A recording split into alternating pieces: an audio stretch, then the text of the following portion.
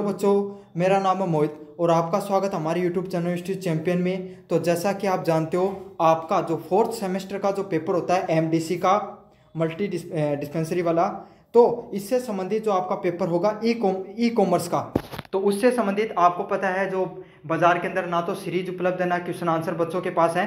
तो मैं आपके पास एकदम ऑथेंटिक पूरा का पूरा जो जितने भी यूनिट आपकी unit first, unit second, unit third और यूनिट फोर्थ, उनके नोट्स प्लस क्वेश्चन आंसर किस तरीके से पूछे जाएंगे और आपको किस तरीके से करना है मैं आपको बताऊंगा। इसमें मैं आपको क्या है पूरा का पूरा नोट्स करवाने वाला हूँ, पूरे नोट्स का आपको आंसर बताने वाला हूँ। काफ़ी बच्चे ये देखते वीडियो को स्किप करेंगे, बिल्कुल भी नहीं करना आपको स्किप, पूरा वीडियो देखना है। अगर आप इस वीडियो को पूरा देख लोगे और उसके बाद में अगर आपसे क्वेश्चन नहीं बने पेपर के अंदर तो आकर आप मुझे बता देना, मैं पूर्ण गारंटी देता हूं अगर आपने इस वीडियो को पूरा देखा है तो आप एग्जाम में एक भी पर्सन नहीं छोड़ कर आओगे। तो चलो शुरू करते हैं अपन अपने वीडियो को। आपका यूनिट फर्स्ट से अपन शुरू करेंगे, एक एक टॉपिक से आपको डिटेल में चीज़ें समझाऊंगा। आपको क्या करना है, बस पेशेंस के साथ आपको पढ़ाई करनी है, पूरा वीडियो देखना है। फिर इसकी जो पीडीएफ है वो टेलीग्राम चैनल पे मिलेगी, वहाँ से जाकर फिर से पढ़ लेना है। आपका कोई भी है एक नंबर काटने वाला नहीं मिलेगा आपका। चलो पहले प्रश्न की बात करें, ई कॉमर्स का परिचय, इंट्रोडक्शन ऑफ ई कॉमर्स। तो ई कॉमर्स होता क्या है? देखो, आप जो इंटरनेट पे, पहली बात तो ई का अर्थ समझाता हूँ। ई का अर्थ क्या होता है? इलेक्ट्रॉनिक। कॉमर्स का अर्थ क्या होता है? जो अपन लेन देन करते हैं ना चीज़ों का, उसे कॉमर्स कहा जाता है। तो जो आप इंटरनेट पे चीज़ों को खरीदते हो और जो कुछ लोग बेचते हैं उसी को क्या कहा जाता है? ई कॉमर्स के नाम से जाना जाता है। और ये सब चीज़ें किसके माध्यम से होनी चाहिए? इंटरनेट के माध्यम से जुड़ी होनी चाहिए। समझ में आ गया आपको? जैसे कि आप अमेजोन और फ्लिपकार्ट से आपने क्या आपकी सीरीज मंगाई राजस्थान के इतिहास की, समझ में आ गया? या फिर आपने राजस्थान के इतिहास की कोई बुक मंगाई कोई भी टीचर की, तो आपने क्या किया? ई कॉमर्स वेबसाइट के माध्यम से क्या किया है? आपने लेन देन किया है। अब ई कॉमर्स जो वेबसाइट होती हैं उनका जो क्या होता है, एग्जाम्पल बताऊँ आपको, अमेजोन हो गया, समझ में आ गया आपको? फ्लिपकार्ट हो गया, मीशो हो गया, समझ में आ गया? तो ये सब बड़ी बड़ी क्या है ई कॉमर्स, अलीबाबा हो गया, ये सब एग्जांपल होती हैं ई कॉमर्स की। तो आपको क्या करना है, पहली बात अच्छे से जो मैंने आपको उदाहरण समझाया है, ई कॉमर्स का अर्थ ये होता है कि इंटरनेट के माध्यम से आप वस्तुओं को खरीद फरोख्त करते हो, उसी को क्या कहा जाता है? ई कॉमर्स के नाम से जाना जाता है। अब ई कॉमर्स का क्या क्या क्षेत्र होता है, मतलब भाई ई कॉमर्स का के कार्य हुए हैं, इसको देखेंगे। पहला है खुदरा बिक्री, रिटेलिंग, मतलब जै थे के करो तन चाहिए एक किताब, समझ में आ गई? तो थे मंगा ली, तो एक किताब जो खरीद रहे हो उनके कही जाए रिटेलिंग का नाम जाने जाए, मतलब छोटी मोटी चीज़ को एक आध चीज़ मंगा ली और रिटेलिंग का नाम से जाने जावा है। समझ में आ गया? तो आपको पहला तो ये शब्द याद कर लेना है, रिटेलिंग का। अगला शब्द है थोक विक्रेता। तो भाई थे के करो थारी कोचिंग है और सारा टाबरन एक साथ किताब बांटना चाहो हो, तो क्या करो बेड़ा करके थे को 500-600 किताब एक साथ मंगा ली, तो बात क्या होगी? होल सेलिंग के एग्जाम्पल के रूप में आएगी। समझ में आ गया आपको? तो पहला रिटेलिंग का काम होता है, दूसरा क्या होता है? थोक व्यापार का काम होता है। अगला क्या होता है? डिजिटल प्रोडक्ट्स का वितरण करना। तो थानेबेरो है जो ऑनलाइन, जो अमेजोन पर ना, अमेजोन पर थे जाओगा तो किताब है ना, किताब बस सिर्फ एक दो प्रकार की किताब मिलेंगी। एक किताब तो थारा घर होगी प्रिंटेड, समझ में आ गई ना, कागज वाली। एक है क्या हुआ है, एक अमेजोन किंडर नाम को चीज़ भी हुआ है। कह रहे थे जाए, मान लो कि कोई भी नोवेल है, गोदान नोवेल है प्रेमचंद को, वो खरीद लियो, तो वो क्या होगी? थारी फोन में डाउनलोड हो जाओगी वह पीडीएफ और उन पढ़ता रहो। तो एक क्या होती है?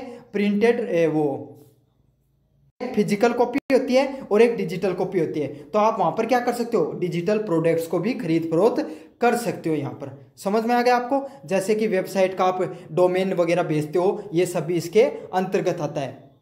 अगले वाला क्या? Online banking. तो ई कॉमर्स में क्या है भाई? थे ट्रांजेक्शन करो जाओ तो अलग अलग ऑप्शन आई ना, डेबिट कार्ड का है, यूपीआई का है, क्रेडिट कार्ड का ऑप्शन आता है, साथ के साथ क्या आता है? कैश ऑन डिलीवरी का ऑप्शन आता है। तो इसमें क्या क्या करते हो आप? ऑनलाइन बैंकिंग भी करते हो। अच्छे से याद कर लेना सारी चीज़ों को, और अच्छे से समझाऊंगा मैं आपको। ऑनलाइन शिक्षा और सेवाएं, तो ऑनलाइन थे केकर्स को उठे एजुकेशन भी प्राप्त कर सको। मैं एग्जांपल बताए ना कि अमेजोन पर थे, अमेजोन किंडल डाउनलोड करके केकर्स को उठे किताब वगैरह पढ़ सको हो। अगले वाला क्या? B2B, B2C, C2C और G2C लेन देन कर सकते हैं। इन्हें ये क्या होते हैं ये आगे समझाऊंगा डिटेल में। अब थारा अहियाँ नहीं समझ में आया तो एक और उदाहरण दूँ, जहाँ एक छोटो सो उदाहरण लो थे गया बाजार के अंदर, समझ में आ गई। अब दो बाजार कौन सा है, पहले बाजार होया करता भाई गांव, जहाँ गांव शहर में थे जाओ वो बाजार में, वो आजकल ऑनलाइन का बाजार भी तो है, जहाँ अमेजोन है वो भी तो बाजार ही है एक तरीका को, सबके भी मिला, चाहे कुछ ही ले लो, चाहे ऊपड़ाओं लेके चाहे थे ले लो, कोई हेलीकॉप्टर तक सब कुछ मिल जाओ आज के टाइम ऑनलाइन। तो वही बात है, बाजार में गया तो बाजार में थे के कर्ज को हो, बाजार में थे गया था एक कॉपी खरीद के लानी ही, तो थे के हो रिटेल खुदरा बिक्री करी, मतलब एक किताब खरीदी। फिर क्या अया समझ लो कि थारो ब्याह है, थारे शादी है घर में, और थे गया बेड़ो सारो गुनो सारो सामान खरीद के लिया है सारो ब्याह को शादी को, समझ में आ गई। तो थे के करो थोक व्यापार को काम करो, समझ में आ गया। वैसे थोक व्यापारी भी हुई, लेकिन बच्ची थारा कौन समझ में आ गई, अया समझ लो। दूसरा क्या आता है, अब ऑनलाइन बाजार में है, अब तो बाजार में कौन देखो व्यापारी क्या करी, एक दुकान वालों कोई सामान है वह एक दुकान वाला खरीद के दूसरा दुकान वाला बेच दे, क्या करी ना अँ ऑनलाइन भी उसका है भाई, बात चीज़ तो फिजिकल है, ऑनलाइन भी तो उसका ना थे कोई चीज़ खरीदी, जय मान लिया मैं कोई अमेजोन पर चीज़ खरीदी और मेरी खुद की वेबसाइट पर जाके लिस्टिंग कर दी, और कोई आदमी खरीद ली उस चीज़ ने, समझ में आ गई। तो आप क्या कर सकते हो, उसे डिजिटल प्रोडक्ट का भी वितरण कर सकते हो। अच्छा, अब थे कोई चीज़ खरीदोगा तो पैसा तो लगेगा ना, तो आप मान लिया डिजिटल कैश को यूज करा, और भैया अगर ऑनलाइन चीज़ करें तो ऑनलाइन बैंकिंग का यूज करेंगे। तो अच्छे से आपको सारा क्षेत्र याद हो गया ना। मैं कोशिश करता हूँ आपको रियल एग्जांपल देकर अच्छे से चीज़ों को समझ में आ जाए, क्योंकि काफ़ी बच्चे होते हैं वो नॉन टेक्निकल बैकग्राउंड से होते हैं, उनको इतनी चीज़ों की समझ नहीं होती, उनको भी चीज़ें समझ में आ जाए। अगले वाला क्या है, ई कॉमर्स आधारित गतिविधि। तो ई कॉमर्स में थे के गतिविधि कर सको, पहलो है ऑनलाइन विज्ञापन। पहला क्या उदाहरण आता है, पहला उदाहरण है ऑनलाइन विज्ञापन। तो देखो कदे भी दीपावली आओ, होली आओ, रक्षाबंधन आओ, हमेशा क्या होगी, big Amazon sale, big Flipkart sale, big Meesho sale चलिया करी ना, तो वो क्या हुआ, विज्ञापन के अलावा है। तो ई कॉमर्स पर क्या कर सको थे, विज्ञापन कर सको। अगले वाली क्या है, ग्राहक की सेवा। तो ग्राहक की सेवा भाई, कोई कस्टमर ने थे कोई भी चीज़ बेच, तो थे कोई भी अमेजोन या फ्लिपकार्ट पर चीज़ खरीदो, तो सब पहले क्या देखोगा कि भाई पहले की रेटिंग देखो कितनी है, और नीचे कमेंट देखो अगला क्या कमेंट कर रखा है, देखो ना फीडबैक और रेटिंग देखते हो ना आप हमेशा, तो उसी को क्या कहा जाता है, ग्राहक सेवा के नाम से जाना जाता है। इससे क्या होता है, जो प्रोडक्ट बेचता है उसको पता चल रहा है कि अपनी क्वालिटी में कहाँ कमी है, अपने को क्या सुधार करना चाहिए, इन सब चीज़ों का पता चल जाता है। अगले वाला क्या, डिजिटल भुगतान भी करते हो। तो आपको पता, वो तो मैंने बता दिया था भाई, अमेजोन फ्लिपकार्ट से शायद ही आप में से कोई ऐसा होगा जिसने कभी कोई चीज़ खरीदी नहीं होगी, तो वहाँ पे क्रेडिट कार्ड का ऑप्शन होता है, यूपीआई का ऑप्शन होता है, डेबिट कार्ड का, नेट बैंकिंग का ऑप्शन होता है, तो वहाँ पे क्या होता है, डिजिटल भुगतान का भी ऑप्शन होते हैं। अगले वाला क्या, ऑर्डर प्रोसेसिंग।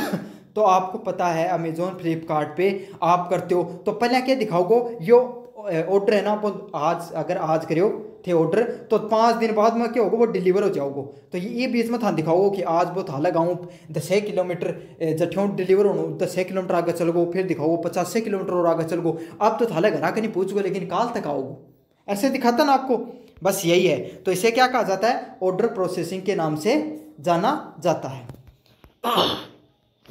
अगले वाला प्रश्न है, उत्पाद की डिलीवरी और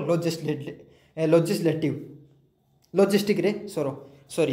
तो आपको पता है लॉजिस्टिक क्या होता है, लॉजिस्टिक होता है जो चीज़ थे मंगाई है ना, जब थे मंगाई किताब, तो वह लॉजिस्टिक है, कोई उत्पाद जी के अंदर घर क्या होना, लॉजिस्टिक बोले जा है। और डिलीवरी क्या है भाई, जो चीज़ था पकड़ाई जा रही है, जो डिलीवरी बॉय के द्वारा वह डिलीवरी कर रहा। तो सारी चीज़ें समझ में आ गई ना था। अब ऐसी चीज़ें मैं एकदम था थारी भाषा भी समझा दी है, टेक्निकल भाषा भी समझा दी है। तो अब प्रश्न आवे तो जरूर से करे हो, प्रश्न क्या होगा, ई कॉमर्स आधारित गतिविधियों के बारे में विस्तृत रूप से बताइए। तो सारी चीज हम विस्तृत रूप से बता देनी है। अगले वाला क्या है, ई कॉमर्स के तकनीकी घटक, technical component of e commerce. तो ई कॉमर्स का तकनीकी घटक क्या वही, पहलो क्या होगा, इंटरनेट और वेबसाइट। तो आपको पता भाई ई कॉमर्स है, समझ में आ गया आपको। तो ई का अर्थ इलेक्ट्रॉनिक और ई का अर्थ क्या होगा, इंटरनेट। तो सबसे पहले क्या होगा, इंटरनेट और वेबसाइट से तो जुड़े ही रहो, इतनी बात तो थारे भी समझ में आए। दूसरी बात क्या है, वेब सर्वर और डेटाबेस। तो ये जो आपका है, ये जो थे जाके थे तो टक दे खरीद लियो कोई चीज़ अमेजोन फ्लिपकार्ट पे, लेकिन वो सारा डाटा है, जो वेबसाइट का डाटा है, वो सब कहाँ पर स्टोर होता है, वेब सर्वर और डेटाबेस पर स्टोर होता है। जैसे थारा आपका घर होता है ना, वहाँ पर चीज़ें कहाँ पर रखते हो आप, कहाँ पर रखते हो, गोदाम के अंदर। ऐसे ही ऑनलाइन की जितनी भी चीज़ें हैं ना, वेबसाइट वगैरह खोल रहे हो आप, यूट्यूब पर वीडियो पड़े हुए हैं, इनके भी बड़े बड़े स्टोर होते हैं, ऐसे पूरे गांव के गांव खरीद के रखते हैं, और वहाँ पर सर्वर होते हैं, उन्हें क्या बोला जाता है, वेब सर्वर के नाम से और डेटाबेस के नाम से जाना जाता है। समझ में आ गया ना। ऐसा नहीं है कि कोई हवा में चल रही है सारी चीज़ें, नहीं, इनको भी स्टोर करने के लिए, जैसे आपके कंप्यूटर में हार्ड डिस्क रहती है ना, जहाँ थारा फोन में रैम और रोम है, यहाँ बड़े बड़े सेंटर होते हैं, वहाँ पर जो हाई लेवल की चिप लगी होती है, उनमें ये सब डाटा वो स्टोर होकर रखता है। समझ में आ गया। उसको किस नाम से जाना जाता है, वेब सर्वर डेटाबेस के नाम से जाना जाता है। अगले वाला पॉइंट क्या, साइबर सिक्योरिटी। तो थाने बेरो भाई इंटरनेट पर कोई भी चीज़ चलो, साइबर सिक्योरिटी जरूरी हुआ है। अगले वाला क्या है, इलेक्ट्रॉनिक पेमेंट सिस्टम। तो इलेक्ट्रॉनिक पेमेंट सिस्टम भी इसके अंदर होता है। इलेक्ट्रॉनिक पेमेंट वो वही बात है, यूपीआई, वो नेट बैंकिंग हो गया, ये सब इसके ऑप्शन होते हैं। मोबाइल एप्लीकेशन, तो आपको पता है अमेजोन हो गया, मिशो हो गया, किसी का भी हो गया, तो इसमें मोबाइल एप्लीकेशन होते हैं ना सभी के, अपने वेब भी होते हैं, वेबसाइट पे भी कर सकते हो आप, और ऐप पर भी करते हो। तो आप तो 90% बच्चे हैं जिसने अमेजोन या फ्लिपकार्ट से कोई चीज़ खरीदी है, तो वो कहाँ से खरीदी है, वो एप्लीकेशन से ही खरीदी होगी, ऐप से ही खरीदी होगी। तो समझ में आ गया आपको सारी चीज़ें अच्छे से। अगले के वाला क्या है, ई कॉमर्स एप्लीकेशन। तो ई कॉमर्स की जो एप्लीकेशन होते हैं, ऐप होता है भाई, उनका क्या क्या कार्य होता है अपने को ये बताना है। तो उनका क्या कार्य होता है, ऑनलाइन शॉपिंग। तो भाई आया तो आपको नहीं थे अमेजोन पर खरीद के, और क्या देख आप क्या करने लगे, वहाँ पर वीडियो गेम खेलने लगे, ऐसा तो होगा नहीं। हाँ, मैं मूवी वाला एग्जाम्पल देते जब, तो आप तो कहते थे सर अमेजोन का सब्सक्रिप्शन भी होता है, लेकिन ऐसा नहीं है। आप वहाँ पर ऑनलाइन शॉपिंग के लिए जाओगे, साथ के साथ नेट बैंकिंग का भी यूज करते हो। आपको पता है ना अमेजोन का तो वो भी चलता है, यूपीआई भी चलता है, ई टिकट बुकिंग, और काफ़ी ई टिकट वगैरह भी बुक कर सकते हो। ऑनलाइन एजुकेशन, डिजिटल मार्केटिंग, वो सब चीज़ें आप इन ऐप पर कर सकते हो। डिजिटल मार्केटिंग क्या होती है, जो भी चीज़ आप खरीद फरोख्त कर रहे हो उसी को क्या कहा जाता है, डिजिटल मार्केटिंग के नाम से जाना जाता है। तो अब तक आपको ये तो पता चल गया होगा कि अगर ई कॉमर्स का कोई पर्सन आए, उसमें 3-4 चीज़ें कॉमन है, net banking, online shopping, digital marketing. समझ में आ गए नई चीज़ें, तो याद कर लो और शब्दन और डंगू लिखे। अगले वाला क्या है, ई कॉमर्स का ढांचा, फ्रेम ऑफ ई कॉमर्स। तो ई कॉमर्स का क्या ढांचा होता है भाई, ई कॉमर्स है ये जो चलता है, जहाँ मान लो कोई भी थारी कॉलेज है, तो कॉलेज के अंदर क्या होता है भाई, लैब होती हैं, क्लासेज होती हैं, प्रिंसिपल रूम होता है, स्टोर रूम होता है, ऐसे होता है ना, हर जगह का भाई कोई एक ढांचा होता है। तो ये ऑनलाइन वेबसाइट है, ऐप है, ये कैसे चलती हैं इसके बारे में आपको बताना है। तो इसमें पहला क्या होगा, ग्राहक इंटरफेस। तो इनमें क्या क्या होता है, पहली चीज़ होती है वेबसाइट या ऐप पर चलती हैं ये सारी की सारी ई कॉमर्स की जितनी भी चीज़ें होती हैं, ये किस पे चलती हैं, ऐप या वेबसाइट पर चलती हैं। तो आपने कभी भी अमेजोन या फ्लिपकार्ट से कोई भी चीज़ खरीदी होगी, वो किस पे खरीदी होगी, क्या तो ऐप से खरीदी होगी या वेबसाइट से खरीदी होगी।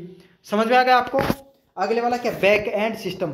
तो भाई बैक एंड में भाई थे तो चीज़ क्लिक कर ली, खरीद ली, लेकिन पीछे भी तो कोई प्रोसेस हो ना। कोई आदमी भाई वो उकन जय मान लो थे कोई चीज़ खरीदी, बार रामलाल की दुकान आ रही है, तो रामलाल का मैसेज आगो ना कि रामलाल जी जाए एक किताब को ऑर्डर है वो बुक करके भेजो, आ जाओ है ना। तो ये पीछे जो सिस्टम काम करता है उसे क्या कहा जाता है, बैक एंड सिस्टम के नाम से जाना जाता है, जो किस पे कार्य करता है, आपके डाटा सेंटर व ईआरपी पर कार्य करता है। तो ये दोनों नाम याद रखना है। अगले वाला क्या है, लॉजिस्टिक और सप्लाई चेन। तो लॉजिस्टिक क्या होगा, मैं बताया रामलाल जी क्या करेंगे, पहले भाई किताब ने पैक करेंगे, बॉटल बाटल लगा के सारी चीज़ लगा के एकदम पैक करके देंगे अमेजोन के कार्ट के अंदर। फिर उसको क्या कि अमेजोन के जो सेंटर होते हैं वहाँ पर भेजा जाएगा, और फिर वो उसको आगे सप्लाई किया जाएगा, और डिलीवरी बॉय है वो आपको देकर जाएगा। तो ये जो सारा सिस्टम काम कर रहा है, रामलाल की दुकान से सिस्टम आया अमेजोन के हेडक्वार्टर सेंटर पे, फिर वहाँ से आया सब सेंटर पे, और फिर जो आपका गांव का सेंटर होता है वहाँ पर फिर आपके घर तक पहुँचा। तो इसे क्या कहा जाता है, इसे सप्लाई चेन के नाम से जाना जाता है। अगले वाला पॉइंट है भुगतान का गेटवे। तो भुगतान गेटवे क्या होगा, वो थाला घरालो गेट को नहीं, वो गेटवे क्या होता है, जो यूपीआई यूज करते हो आप, नेट बैंकिंग को यूज करते हो आप, जो एनएफटी या जो ट्रांजेक्शन्स का यूज करते हो, डेबिट कार्ड क्रेडिट कार्ड का यूज कर रहे हो, कैश ऑन डिलीवरी का ऑप्शन यूज कर रहे हो, तो उसी को क्या कहा जाता है, भुगतान गेटवे का नाम से जाना जाता है। समझ में आ गया ना आपको। भुगतान गेटवे क्या होगा, ये कौन सा गेट है, ये गेट है साहब इंटरनेट पर पैसा लेन देन को गेट। समझ में आ गया। तो इसको इस तरीके से याद कर लेना। अगले वाला क्या, मार्केटिंग और विज्ञापन। तो किस पे काम करेगा भाई, बिना मार्केटिंग का तो कोई धंधो चलेगा नहीं, मार्केटिंग जरूरी होती है ना। जैसे कि आपको समझाया, रामलाल की दुकान एक तो ऑनलाइन पे है और दूसरी की है भैया दुकान है, तो वो क्या बड़ो से बोर्ड लगा के रखना, रामलाल की स्टेशनरी की दुकान। तो वही है, मार्केटिंग और विज्ञापन करना भी किसी को बिजनेस को चलाने के लिए जरूरी होता है। तो ये सब भी उसके ढांचे के अंदर आएगा। तो ये सारे की सारी चीजें आपको अच्छे से याद कर लेनी है। अगले वाला है आपूर्ति श्रृंखला प्रबंधन, सप्लाई चेन मैनेजमेंट। तो एससीएम का क्या अर्थ होता है, कोई उत्पाद है ना, कोई भी रामलाल को उदाहरण जो तैयारी है अपना, तो मैंने आपको समझाया सप्लाई चेन मैनेजमेंट कैसे कार्य करता है।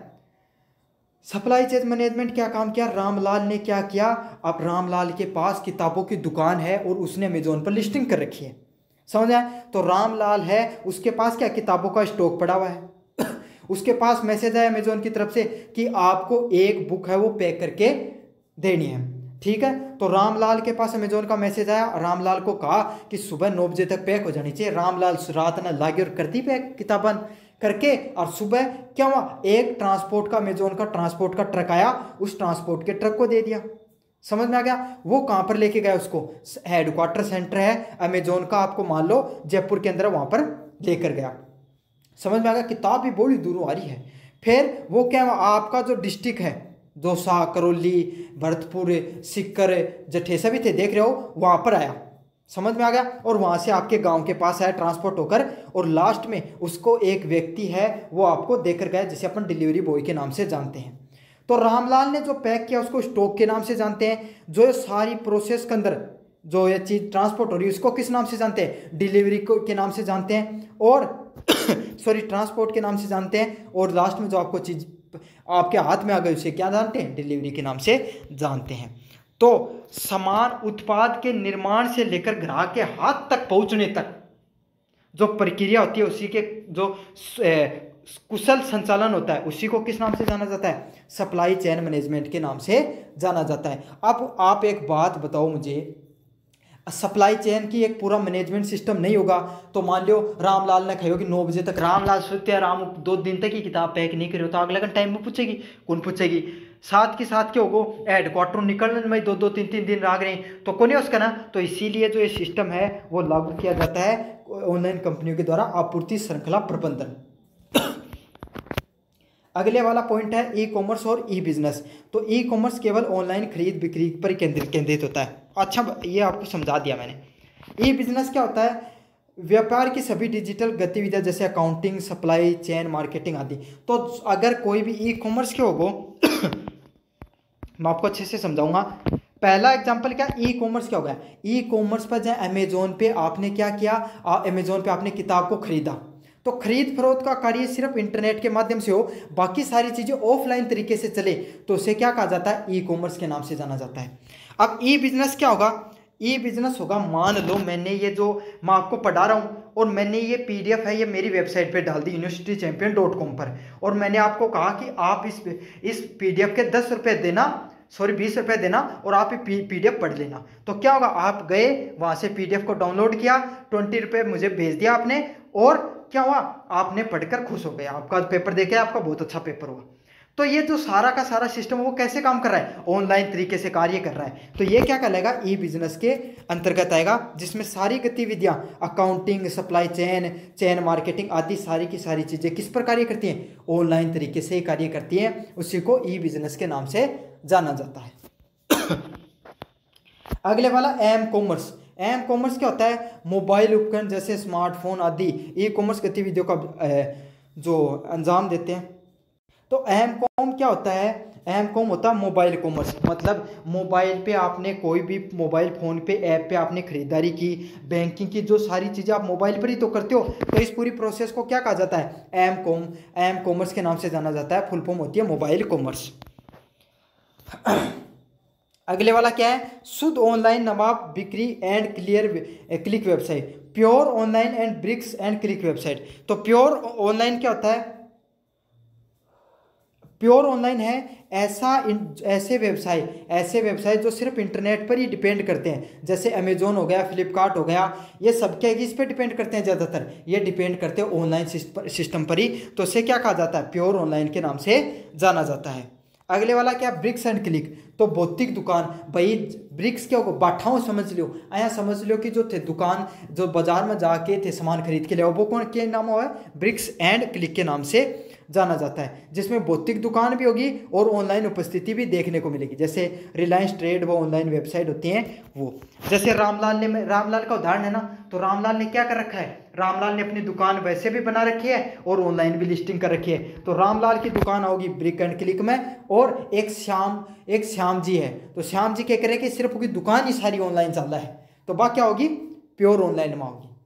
समझ में आ गया, उसकी दुकान ही सिर्फ अमेजोन पे है, बाकी उसकी कोई वैसे दुकान नहीं है बाजार में, तो वो क्या प्योर ऑनलाइन तरीके से कार्य करता है।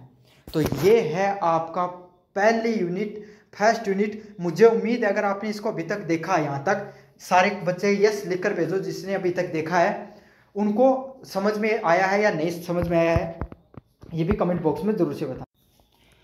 अगले वाला प्रश्न है ऑनलाइन व्यापार की योजना, ऑनलाइन प्लानिंग ऑनलाइन बिजनेस। तो पहली यूनिट थी वो ई कॉमर्स पे थी, दूसरी क्या है, अब आप ऑनलाइन बिजनेस शुरू करना चाहते हो तो आपको क्या क्या करना होगा।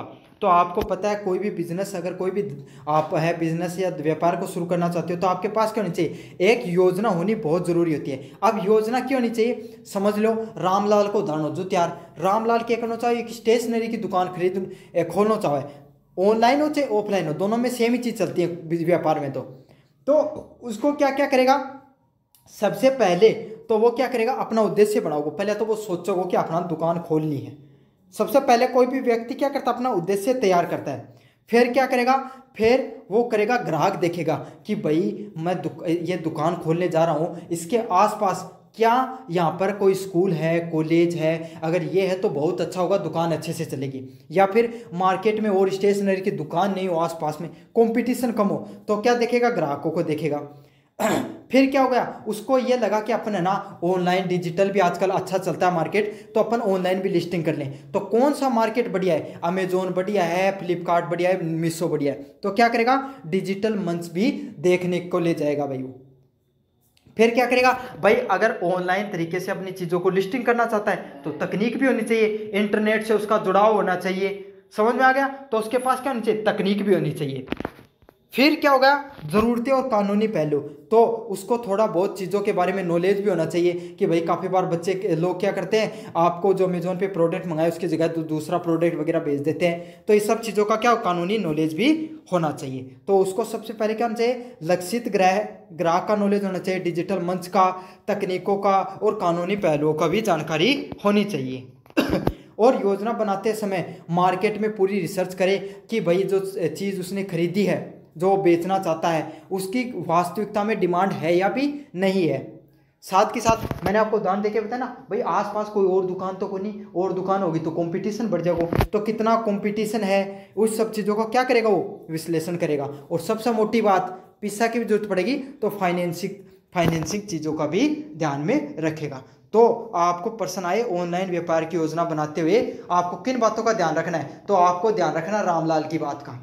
समझ में आ गया, उसको क्या क्या चीज़ों का उसने ध्यान रखा, उसने सबसे पहले देखा, उद्देश्य बनाया सबसे पहले रामलाल ने, फिर उसने ग्राहक देखे, फिर उसने डिजिटल मंच देखा, फिर उसने तकनीकी ज़रूरतों को समझा, समझ में आया, फिर कानूनी पहलुओं को समझा, फिर क्या योजना बनाते उसने क्या देखा, मार्केट को समझा, रिसर्च की और कंपटीशन को देखा कि कितना है।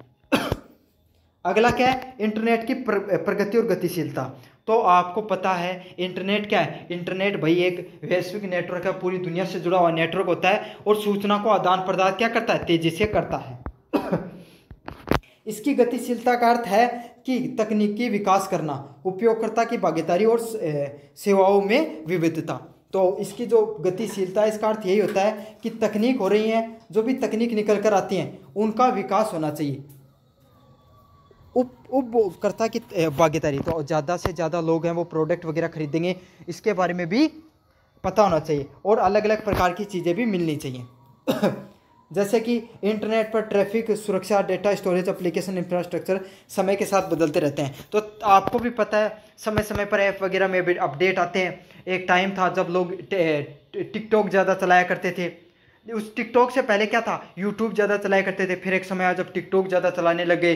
फिर एक समय आया जब लोग पबजी वगैरह ज़्यादा गेम खेलने लगे थे ऑनलाइन। फिर एक बार अब समझ आ रहा है कि लोग इंस्टाग्राम पर ज़्यादा एक्टिव रहते हैं। तो यही है कि समय के साथ क्या होता है, जो डेटा स्टोरेज के तरीके होते हैं, एप्लीकेशन के स्टोरेज वगैरह बदलते रहते हैं। पहले कीपैड के मोबाइल आते थे। फिर क्या होता था, आजकल ये क्या बोलने लगे आप, स्मार्टफोन वगैरह आए। फिर सेमी स्मार्टफोन आए जिसमें क्या होते थे, कीबोर्ड भी होते थे, टच भी होती थी। फिर आपके सामने स्मार्टफोन आ गए, अब फ्लिप वाले फ़ोन आने लगे। तो यही है कि इंटरनेट का ये कार्य होता है कि समय के साथ चीज़ें बदलती रहती हैं। अगले वाला क्या है, इलेक्ट्रॉनिक बिजनेस मॉडल। तो इलेक्ट्रॉनिक जो बिजनेस मॉडल है वो किस तरीके से कार्य करता है ये मैं आपको समझाऊंगा।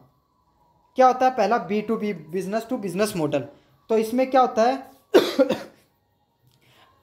रामलाल और श्यामलाल दोनों के दोनों क्या कर रहे हैं, आपस में जो चीज़ों का आदान प्रदान कर रहे हैं। रामलाल क्या थोक व्यापारी है, वो कंपनी से डायरेक्ट चीज़ें लाता है। ऐसे समझ लो कि उसने पूरा एक गोदाम रखा किताबों का। सॉरी, श्यामलाल को समझ लो, उसने क्या किया, कंपनी की किताब थी, क्लासमेट की कंपनी में गया। श्यामलाल वो क्या किया, क्लासमेट की कंपनी में गया और उसने एक ट्रक भरकर क्या कर लिया, क्लासमेट की कॉपियों को मंगा लिया। फिर क्या होगा, रामलाल को किताब की जरूरत थी तो उसने क्या कहा, उसने ऑर्डर किया कि भाई 5000 कॉपियाँ मेरे पास भी भेज देना। तो ये क्या, एक व्यापारी से दूसरे व्यापारी के बीच में जो लेन देन होता है उसको क्या कहा जाता है, बिजनेस टू बिजनेस व्यापार के नाम से उसको जाना जाता है। तो ये कैसे होता है, जैसे निर्माता और थोक व्यापारी के बीच में जो बिजनेस होता है, व्यापार होता है, उसको B2B, बिजनेस टू बिजनेस के नाम से जाना जाता है। और अगला क्या है, B2C। तो अब रामलाल और आप, रामलाल के पास आप गए और बोले कि भाई मुझे कॉपी दे दो। तो आप दोनों के बीच में व्यापार हुआ, वो क्या हुआ, B2C, बिजनेस टू कस्टमर। समझ में आ गया। जैसे इनका उदाहरण है फ्लिपकार्ट व अमेजोन।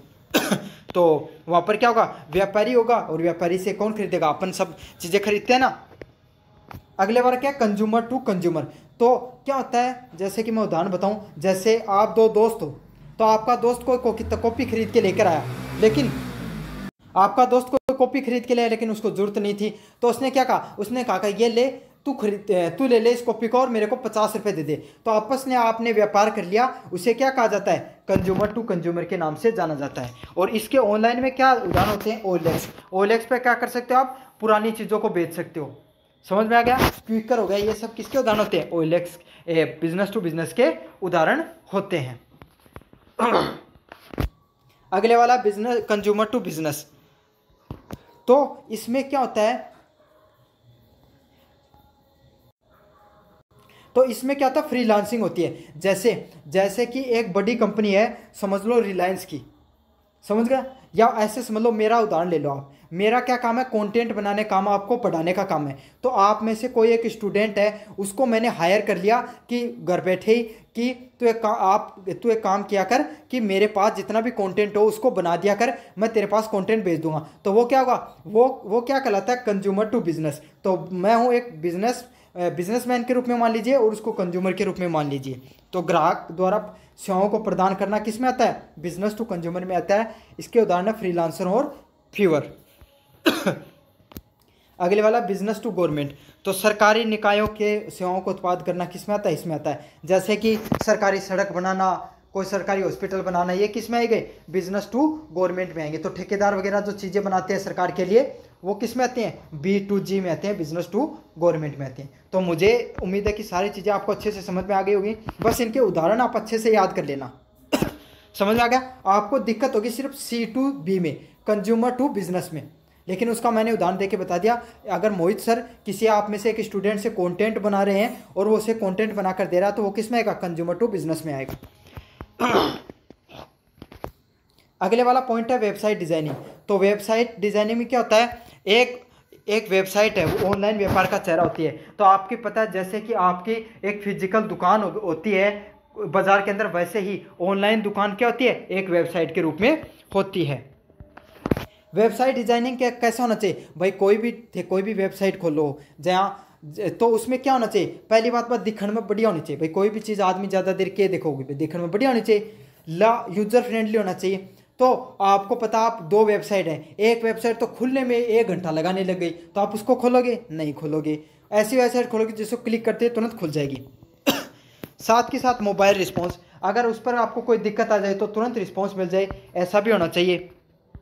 तेज होनी चाहिए, लोडिंग स्पीड होनी चाहिए और सुरक्षा उपाय होने चाहिए। तो ये सारी की सारी चीज़ें हैं उसके अंदर होनी चाहिए। अगले वाला पॉइंट है ग्राहक अनुभव को बेहतर बनाने, इसका मुख्य उद्देश्य होता है। तो कोई भी वेबसाइट होती है उसका मुख्य उद्देश्य क्या होता है, कोई भी ग्राहक है उसका जो एक्सपीरियंस है उसको वो बढ़िया से बढ़िया बनाए। अगले वाला पॉइंट है ऑनलाइन व्यापार की आवश्यकताओं का आकलन करना। तो assessing the requirement of an online business, तो इसका ऑनलाइन व्यापार में आवश्यकताओं का आकलन किस आधार पर किया जाता है, लक्ष्यित बाजार और ग्राहक कौन है। तो आप कैसे रिक्वायरमेंट करोगे कि भाई तो आपको पता है कि वो पहली चीज क्या देखेगा, लक्षित बाजार और ग्राहक। तो क्या देखेगा, ये रामलाल है, अब रामलाल का लक्षित बाजार और ग्राहक कौन है, स्कूल के पास या कॉलेज के पास उसकी दुकान होनी चाहिए। कौन होंगे, पढ़ने वाले बच्चे हैं वो क्या होंगे, उसके ग्राहक होंगे। तो समझ में आ गया उसको कि उसका ग्राहक कौन होंगे, उसके हर व्यक्ति है। जैसे ब्यूटी पार्लर वाले हैं तो उनको पता हो कि लड़कियां हो गई वो ज़्यादा ब्यूटी पार्लर में जाती हैं, और स्टेशनरी की दुकान है तो छोटे बच्चे पढ़ने वाले विद्यार्थी हो गए। तो ये क्या होते हैं, ग्राहक होंगे। अगले वाला क्या है, जैसे परचून की दुकान होती है जहाँ पर मतलब घर का सामान मिलता है, तो वो ऐसे कोई उजाड़ में बनाकर दुकान खरीदे, कोई खरीदेगा, कोई नहीं खरीदेगा। और ऐसी जगह खरीदे जहाँ पर बहुत सारे लोगों की कॉलोनी रहती है तो वहाँ पर बिकेगा। तो यही होता है कि ग्राहक कौन है, बाजार उसको कहाँ पर बनाना है, इस चीज़ का ध्यान में रखना होता है। अगले वाला कौन सा है कि भाई उसको क्या क्या पदार्थ बेचना है, क्या उत्पाद बेचना है। तो रामलाल क्या भाई स्टेशनरी की दुकान है तो वो कॉपी बेचेगा, पेन भी बेच सकता है, साथ के साथ किताबें भी बेच सकता है, कंपटीशन की भी बेच सकता है, स्कूल वालों की भी बेच सकता है, कॉलेज वालों की भी बेच सकता है। तो यही है, साथ के साथ एक फोटोकॉपी की भी दुकान रख ले वो। समझ में आ गया। तो इन सब चीज़ों को भाई उसको कौन सी उत्पाद व सेवाओं को प्रदान की जाएंगी। अगले वाला क्या है, आवश्यक तकनीकी प्लेटफॉर्म क्या होंगे। तो उसके पास क्या क्या प्लेटफॉर्म हो गए, वेबसाइट हो गई, मोबाइल ऐप वगैरह है, वो सब चीज़ें होनी चाहिए। तो अगर मान लो कि वो ऑनलाइन चीज़ों को लिस्टिंग करना चाहता है, ई कॉमर्स से संबंधित है, तो वो क्या करेगा, उसको अगर ऑनलाइन चीज़ों को लिस्टिंग करना चाहता है तो उसके पास ऐप भी होना चाहिए, वेबसाइट भी होनी चाहिए। अगले वाला क्या, भुगतान, डिलीवरी और ग्राहक सेवा की व्यवस्था होनी चाहिए। तो वो आप ऑनलाइन करेगा तो भाई उसके पास क्या होना चाहिए, यूपीआई का ऑप्शन भी होना चाहिए। आपको पता कोई भी प्रोडक्ट है फ्लिपकार्ट अमेजोन पे खरीदते हो तो जिस पे कैश ऑन डिलीवरी का ऑप्शन होता है तो ग्राहक क्या करते हैं, उसको खरीदने को ज़्यादा प्रीफर करते हैं। तो यही है, उसको भुगतान व डिलीवरी ग्राहक सेवा की व्यवस्था भी उसके पास होनी चाहिए। अगले वाला क्या है, डेटा की सुरक्षा रखना और कानूनी जिम्मेदारी को भी पता होना चाहिए। भाई ऐसे नहीं कि उसकी क्या हो गए, उसने जो कोई ऐसा प्रोडक्ट बनाया जो किसी के पास नहीं है और लोग उसके चोरी करने लग जाएं, तो क्या हो गया, ऐसी चीज़ों की उसको कानूनी जिम्मेदारी भी पता होनी चाहिए। 6 नंबर प्रश्न है, सिस्टम का डिजाइन, विकास और परियोजना। तो डिजाइनिंग क्या क्या होती है वेबसाइट में, पहले वो डिजाइनिंग। तो डिजाइनिंग में क्या क्या होता है, यूजर इंटरफेस। तो कोई भी ऐप होगा उसका यूजर इंटरफेस मतलब आप चलाते हो तो ऐसा ऐप होना चाहिए जो क्या हो, यूजर के फ्रेंडली हो। यूजर अगर आप यूज कर रहे हो तो उसको चलाने में आपको ज़्यादा परेशानी ना हो। अगला क्या, navigation structure, data flow, website layout बनाना। तो क्या होगा, नेविगेशन स्ट्रक्चर मतलब आप कोई भी वेबसाइट बना रहे हो उसमें आपको ये पता चले कि आपके ग्राहक कहाँ कहाँ से हैं। अगले वाला क्या, डेटा फ्लो और वेबसाइट लेआउट बनाना। तो डेटा फ्लो मतलब, डेटा फ्लो का अर्थ होगा कि आपने जो जो प्रोडक्ट उस पर लिस्टिंग करना चाहते हो उन सब चीज़ों का पता होना चाहिए। और वेबसाइट का लेआउट मतलब जो आप स्टार्टिंग में खोलते हैं ना वेबसाइट पे जो जो चीज़ें देखते हैं आपको उसको लेआउट के नाम से जाना जाता है। तो पहला कार्य क्या होता है, कोई भी चीज़ को बनाने में, ऐप या वेबसाइट को बनाने में उसकी डिजाइनिंग का कार्य होता है। अगले वाला क्या होगा, डेवलपिंग। तो डेवलपिंग में क्या होगा, वेब एप्लीकेशन बनाना। तो आप सबसे पहले भाई उसको बनाओगे वेबसाइट को तो सबसे पहले क्या करना पड़ेगा, आपको एप्लीकेशन या ऐप बनाने के लिए कोडिंग वगैरह करवानी पड़ती है। फिर क्या होगा, डेटाबेस और बैक एंड का कोडिंग तैयार करना। तो आप क्या करोगे, डेटाबेस या जो पीछे की कोडिंग होती है उसको तैयार करोगे। साथ के साथ HTML, CSS, जावास्क्रिप्ट वगैरह का तकनीक का यूज करके आप ऐप का डिज़ाइन करोगे। अगले वाले की बात करें, डिप्लॉइंग, परियोजना। तो सर्वर और वेबसाइट पे आप चीज़ों को क्या करोगे, फिर अपनी जो भी आपने प्रोडक्ट लॉन्च किया उसको अपलोड कर दोगे, डोमेन से कनेक्ट करोगे, लाइव टेस्टिंग करोगे और सुरक्षा अपडेट वगैरह समय समय पर देते रहोगे। तो इसी को क्या नाम से जाना जाता है? डिप्लॉइंग के नाम से जाना जाता है। तो ये हो गया आपका यूनिट नंबर 2 भी खत्म। अब यूनिट नंबर 3 की बात करेंगे, जो है ई कॉमर्स से संचालन से संबंधित ऑपरेशन ऑफ ई कॉमर्स। तो ऑनलाइन सिस्टम किस तरीके से कार्य करता है इसके बारे में अपन बात करेंगे। तो ई कॉमर्स संचालन का क्या अर्थ होता है? किसी भी व्यापार को चलाने से जुड़ी गतिविधियां, जैसे कि तो ई कॉमर्स संचालन क्या हो भाई? ऑनलाइन जो ये वेबसाइट वगैरह चलती हैं किस तरीके से कार्य करती हैं। पहला क्या होगा आपको? ऑनलाइन संचालन। तो आपको भैया आपको जो सर्वर है उससे कनेक्टिविटी प्रदान करनी पड़ेगी, गूगल पे लिस्टिंग करनी होगी, ये सब चीज़ें करनी होगी। अगले वाला ऑर्डर प्रोसेसिंग। तो आपके पास ऑर्डर आएगा, उसको लेन देन लेना, फिर उसको ग्राहक को सारी चीज़ें दिखाना वो कहाँ तक पहुँच गया, प्लेस हुआ नहीं हुआ। तो इसे क्या नाम से जाना जाता है? ऑर्डर प्लेसिंग के नाम से जाना जाता है। अगले वाला क्या है? भुगतान प्राप्त करना। तो आप जो पैसा जो लेन देन हो रहा है भुगतान का ऑनलाइन ट्रांजैक्शन में, तो उसका भी आपको ध्यान रखना होगा कि वो सही तरीके से कार्य करे, लोगों का पैसा कहीं अटक नहीं जाए, आपके पास नहीं पहुंचे। तो इन सब समस्याओं का भी आपको समाधान करना होगा। अगले वाला पॉइंट है ग्राहक सेवा। तो आपको पता है कि काफ़ी चीज़ें जो ग्राहकों को पसंद भी आएंगी, कुछ चीज़ें नहीं पसंद आएगी, तो क्या क्वालिटी में मेंटेन करना है, क्या चीज़ों आपको बेहतर करनी है, तो ग्राहकों का आपको फीडबैक भी लेना होता है। अगले वाला क्या? माल की डिलीवरी। मतलब जो प्रोडक्ट आप बेच रहे हो उत्पाद, उसको डिलीवर करने की भी आपकी जिम्मेदारी होती है इसमें। अगले वाला क्या? डेटा सुरक्षा और गोपनीयता। तो जो डेटा आपको पता है भाई ग्राहक का, आप क्या करते हो, जो credit card, debit card, UPI ID का ट्रांजैक्शन होता है, तो उन सब चीज़ों की जानकारी रहती है, पर्सनल जानकारी रहती है, उसका पता होता है। तो इन सब चीज़ों की आपको क्या करनी पड़ेगी? उस डाटा की सुरक्षा रखनी पड़ेगी, कोई हैकर वगैरह उसको चुरा न ले। तो यही सब चीज़ें हैं जो ई कॉमर्स के संचालन से संबंधित होती हैं। अगले वाला ऑनलाइन भुगतान प्रणाली। तो ऑनलाइन पेमेंट का क्या क्या माध्यम होते हैं? तो क्या क्या होते हैं? क्रेडिट व डेबिट कार्ड होते हैं। Net banking. नेट बैंकिंग क्या होती है? एनएफटी ट्रांजैक्शंस होते हैं। बैंक टू बैंक ट्रांजैक्शन करते हो उसे किस नाम से जाना जाता है? बैंक नेट बैंकिंग के नाम से जाना जाता है। अगले वाला क्या है? UPI transaction. तो फ़ोन पे, गूगल पे के माध्यम से अगर आप ट्रांजैक्शन कर रहे हो तो उससे क्या किस नाम से जाना जाता है? यूपीआई ट्रांजैक्शन के नाम से जाना जाता है। अगले वाला पर्सन है मोबाइल वॉलेट। तो मोबाइल वॉलेट क्या होते हैं? पेटीएम, अमेजोन पे वगैरह का यूज़ करते हो उसे मोबाइल वॉलेट के नाम से जाना, वो मोबाइल वॉलेट होते हैं। अगला क्या? ईएमआई का ऑप्शन भी उपलब्ध होता है। आपको पता है ईएमआई पे भी अपन बहुत सी चीज़ें खरीदते हैं। तो ये सब क्या होते हैं? ऑनलाइन भुगतान के तरीके होते हैं कोई भी वेबसाइट के ऊपर। अगले वाला क्या? इलेक्ट्रॉनिक भुगतान प्रणाली। तो इलेक्ट्रॉनिक तरीके से आप किस किस तरीके से भुगतान करवा सकते हो लोगों से? पहला है वीज़ा व मास्टर कार्ड। तो डेबिट कार्ड व क्रेडिट कार्ड के माध्यम से आप ट्रांजैक्शन करा सकते हो, जिसमें क्या आता है? वीज़ा व मास्टर कार्ड है वो आता है। तो वीज़ा व मास्टर कार्ड के डेबिट कार्ड व क्रेडिट कार्ड आते हैं ना, तो उसके माध्यम से आप ट्रांजैक्शन करा सकते हो। इंटरनेट बैंकिंग वही है, आपको पता है बैंक टू बैंक ट्रांजैक्शन वगैरह करते हो। डिजिटल वॉलेट फ़ोनपे वगैरह से। मोबाइल बैंकिंग वही है, फ़ोनपे, गूगल पे, ये सब चीज़ें। और क्रिप्टो करेंसी के माध्यम से भी काफ़ी बार आप ट्रांजैक्शन कर सकते हो। भारत में तो लागू नहीं होती, लेकिन कोई ऐसा देश है जहाँ पर क्रिप्टो करेंसी लीगल है। लीगल तो इंडिया में भी है, लेकिन ट्रांजैक्शन अलाउ होते हैं, तो वहाँ पर बिटकॉइन वगैरह का भी आप प्रयोग करके इलेक्ट्रॉन पेमेंट को कर सकते हो। लाभ क्या होता है ऑनलाइन पेमेंट करवाने का? भाई तेज़ होता है, सुरक्षित होता है और समय बचता है। तो क्या होगा? स्पीड से कार्य करती हैं सारी चीज़ें, तथा ग्राहकों का क्या होता है? समय बचता है इन सब चीज़ों से। चुनौतियाँ क्या होती हैं? साइबर सुरक्षा। साइबर धोखाधड़ी हो सकती है कोई व्यक्ति के साथ, तकनीकी विफलता भी देखने को मिल सकती है।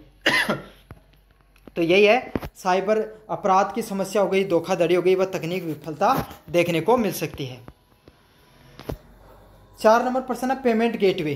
तो पेमेंट गेटवे क्या होती है? तो मैंने गेटवे समझाए थे ना आपको कि जो ग्राहक, व्यापारी और बैंक के बीच में ऑनलाइन की विधि भुगतान को सक्षम बनाने के लिए कार्य करते हैं, उसको पेमेंट गेटवे के नाम से जाना जाता है। तो आपको पता है भाई ग्राहक हो गया, आपने कोई भी यूपीआई पे किसी को ट्रांजैक्शन किया, तो वो क्या हुआ? वो प्रोसेसिंग होके जो फ़ोनपे का जो बैंक है वहाँ से प्रोसेसिंग, और फिर आपसे बैंक से पैसे कटे और सामने वाले के पास गए। तो यही क्या? पेमेंट गेटवे के नाम से जाना जाता है। तो गेटवे में क्या होता है भाई? गेट में आप आने जाने का काम रहता है ना, तो यही है, लेन देन का जो सारा कार्य होता है वो उसमें जो प्रोसेस होती है वो पेमेंट गेटवे के द्वारा ही होती है।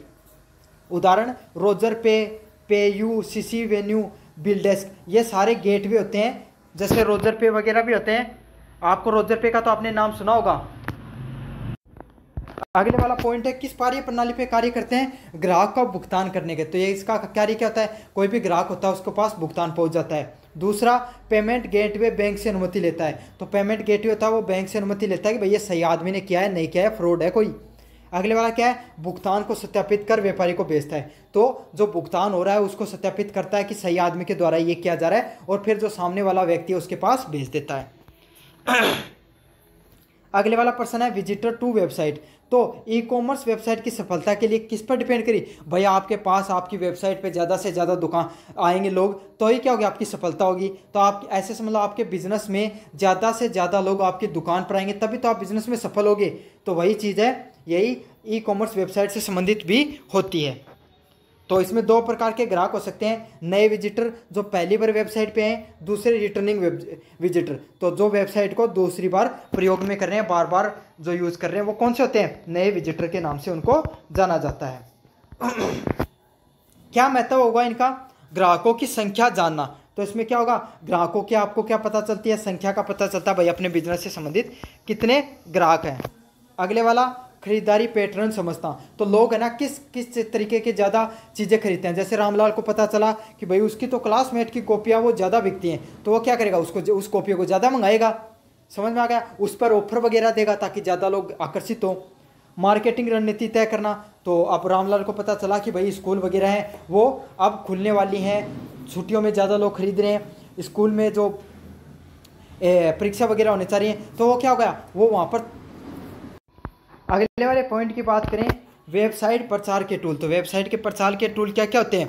तो सबसे पहले होता है एसईओ, सर्च इंजन ऑप्टिमाइजेशन। तो इसको ऐसे समझ लो, रामलाल ने की फिजिकल दुकान है तो उसने क्या लगा रखा है? बाहर पोस्टर वगैरह लगा रखा है। साथ के साथ एक दो व्यक्तियों को पर्चा बांटने के लिए भी छोड़ रखा कि भाई ये दुकान है। समझ आ गया? तो इससे क्या कहा जाता है? इससे क्या होगा? लोगों को पता चलेगा कि यहाँ पर भाई एक व्यक्ति की दुकान है, स्टेशनरी की दुकान है। तो उसी तरीके से ये तो था फिजिकल का उदाहरण, लेकिन आपको क्या था? ऑनलाइन में क्या करना पड़ता है? कीवर्ड वगैरह लिखने पड़ते हैं ताकि वो गूगल के सर्च में आए, वेबसाइट की रैंक बढ़े।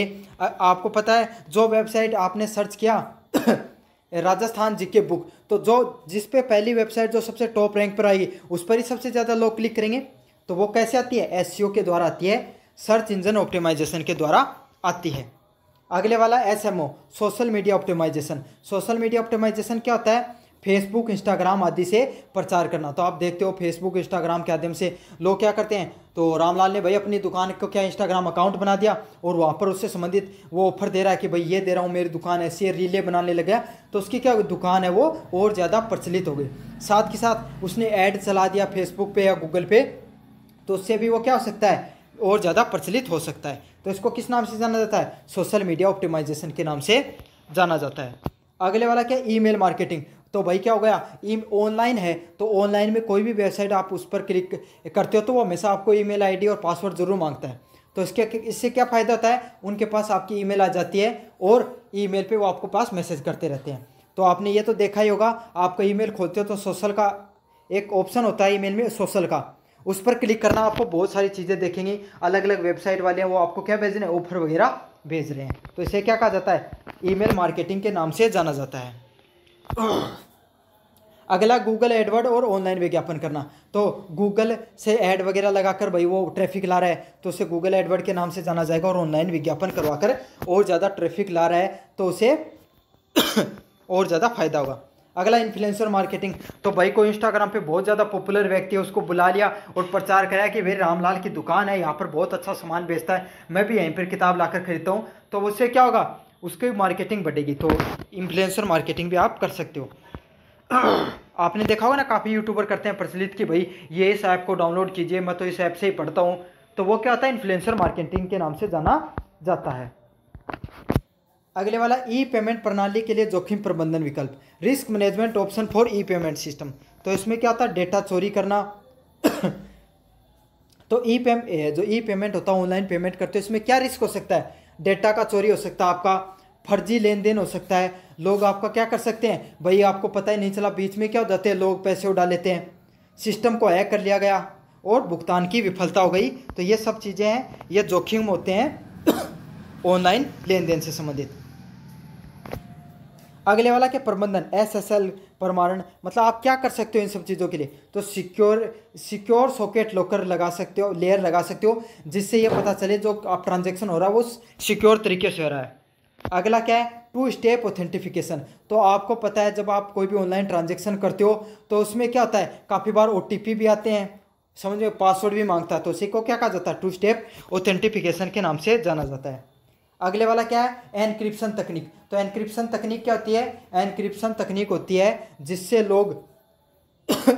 लोगों को ये पता नहीं चले, हैकर वगैरह को, कि जो आपने जो ट्रांजैक्शन कर रहे हो ना वो कोड में कन्वर्ट हो जाएगा। अब वो कोड कोई पढ़ नहीं सकता तो हैक करना मुश्किल हो जाता है। अगले वाला क्या, फायरवॉल व एंटीवायरस। तो आपने फायरवॉल वगैरह एंटीवायरस का प्रयोग किया, जिससे क्या कम से जो हैकर वगैरह वो आप तक पहुंच नहीं बन पाती है। धोखाधड़ी की पहचान करना और रोकथाम के लिए सॉफ्टवेयर का उपयोग कर सकते हो। अब पहुंचते हैं अपन 4 नंबर यूनिट की तरफ, जहां पर क्या आता है, ई कॉमर्स के खतरों की प्रवृत्ति। तो ई कॉमर्स में आपको किस किस प्रकार के खतरे हो सकते हैं। पहले वाला है, इसमें क्या क्या हो सकता है, आपको ऑनलाइन में क्या क्या खतरे होते हैं। पहले हैकिंग, तो ऑनलाइन वेबसाइट या सर्वर तक कोई भी हैकर वगैरह पहुंच गया, वो फ्रॉड कर सकता है, गलत तरीके से चीज़ों कर सकता है, उससे क्या हो सकता है, हैकिंग हो सकती है।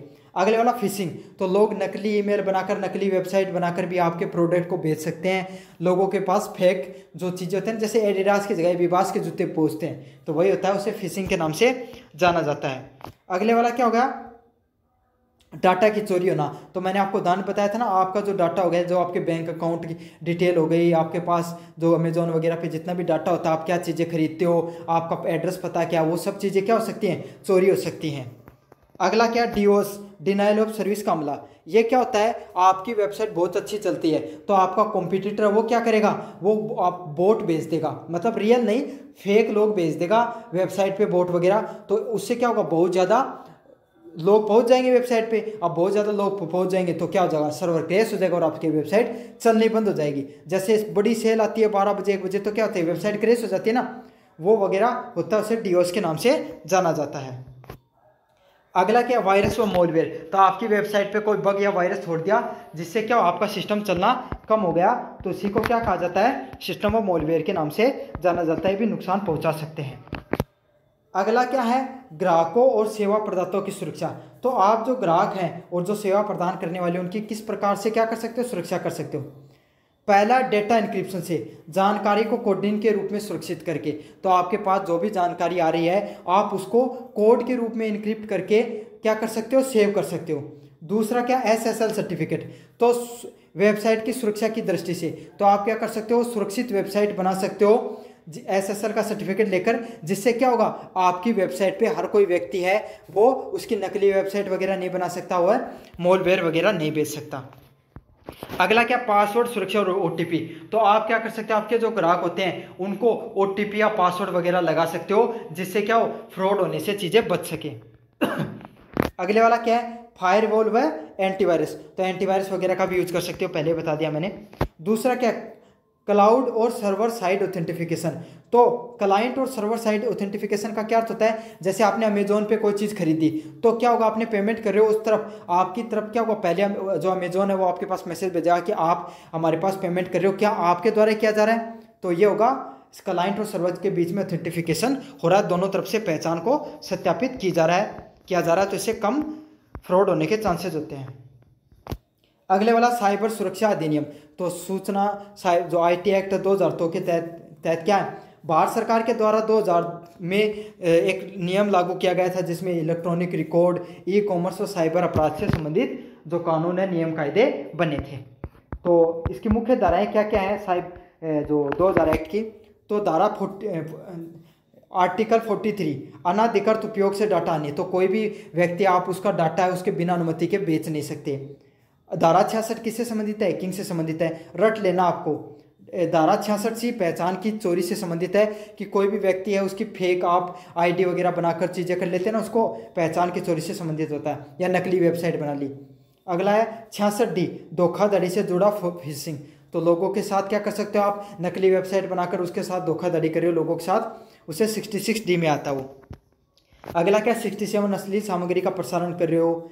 धारा 72, गोपनीय जानकारी का उल्लंघन करना। तो इसमें बताऊं आपको, सिक्योर इलेक्ट्रॉनिक रिकॉर्ड और डिजिटल हस्ताक्षर करना। तो secure electronic record and digital signature, इसमें क्या होता है, डिजिटल सिग्नेचर क्या होते हैं आपको पता है, डिजिटल सिग्नेचर आपके फिजिकल सिग्नेचर की तरह होते हैं, लेकिन जो वो क्या होता है डिजिटली ऑथेंटिफाई होते हैं सरकार की तरफ से। अगर आप किसी भी जो ऑनलाइन चीज़ों पर वो सिग्नेचर कर देते हो तो क्या हो जाएगा, वो सत्यापित हो जाती है कि वो चीज़ सही व्यक्ति के द्वारा ही किया गया है। तो ये डिजिटल सर्टिफिकेट अथॉरिटी के द्वारा ये सब बनाए जाते हैं।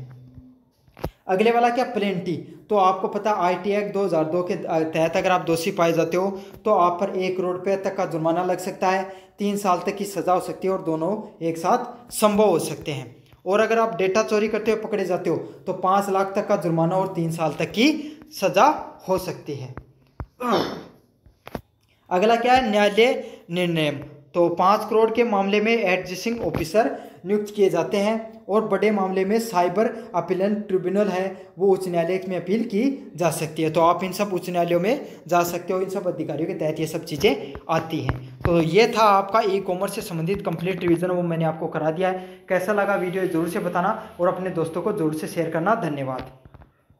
हेलो बच्चों, मेरा नाम है मोहित और आपका स्वागत हमारे यूट्यूब चैनल स्ट्रीट चैंपियन में। तो जैसा कि आप जानते हो आपका BA BSc BCom का जो MDC का 4th सेमेस्टर का पेपर होता है ई-कॉमर्स, उससे संबंधित जो वेरी शॉर्ट टाइप क्वेश्चन हो गए वो मैं लेकर आया हूँ। साथ के साथ ये जो पूरा का पूरी जो मैं आपको करवाऊँगा वीडियो, इसमें आपको सारी एक्सरसाइज का ओवरव्यू मिल जाएगा। मतलब आपका सारा रिवीजन हो जाने वाला है अगर अभी तक आपने कुछ नहीं पढ़ा है तो इस वीडियो को ज़रूर से पूरा देख लेना। साथ के साथ चैनल को सब्सक्राइब कर दो, वीडियो को लाइक कर दो और अपने दोस्तों को ज़रूर से शेयर कर दो, क्योंकि इसकी जो सीरीज़ है, इसका कंटेंट है वो कहीं भी उपलब्ध नहीं हो रहा है। तो आप अपने दोस्तों तक ज़रूर पहुंचाइए, अपने जो आपके साथ पढ़ने वाले हैं उन तक ज़रूर शेयर कीजिए। तो चलो शुरू करते हैं अपन पहले प्रश्न से। पहला प्रश्न है, ई-कॉमर्स क्या है, इसका संक्षिप्त में परिचय दीजिए। तो ई-कॉमर्स क्या है, ई-कॉमर्स एक इलेक्ट्रॉनिक प्रक्रिया है जिसमें इंटरनेट के माध्यम से चीज़ों का क्रय विक्रय किया जाता है, जैसे online shopping, banking, ticket booking करना, ये सब चीज़ें इसमें शामिल है। तो ई कॉमर्स क्या होता है, इलेक्ट्रॉनिक कॉमर्स क्या होता है, ये क्या होता है, इसमें इलेक्ट्रॉनिक मतलब इंटरनेट के माध्यम से चीज़ों को आदान प्रदान किया जाता है। जैसे कि आप क्या कर सकते हो, ऑनलाइन शॉपिंग कर सकते हो, बैंकिंग कर सकते हो, टिकट बुकिंग कर सकते हो, उसे ई कॉमर्स कहा जाता है। तो आज के समय अगर आपने फ्लिपकार्ट से कोई चीज़ मंगाई, अमेजोन से कोई चीज़ मंगाई, आप कहीं जाना चाहते हो, मान लो कि पेपर देने के लिए, तो आपने जो टिकट बुक करी, ट्रेन टिकट की बुक करी या बस की टिकट बुक करी या फिर UPI वगैरह का ट्रांजैक्शन करते हो तो उसे ई कॉमर्स के नाम से जाना जाता है। या फिर ऐसे समझ लो, ऑनलाइन आप किसी भी चीज़ का क्रय विक्रय लेन देन करते हो, उसी को ई कॉमर्स के नाम से जाना जाता है। ई का अर्थ क्या होता है, इलेक्ट्रॉनिक या इंटरनेट के नाम से भी जानते हैं। 2 नंबर प्रश्न है, ई कॉमर्स का प्रमुख स्कोप क्या है। तो ई कॉमर्स है वो बहुत ही मतलब व्यापक है।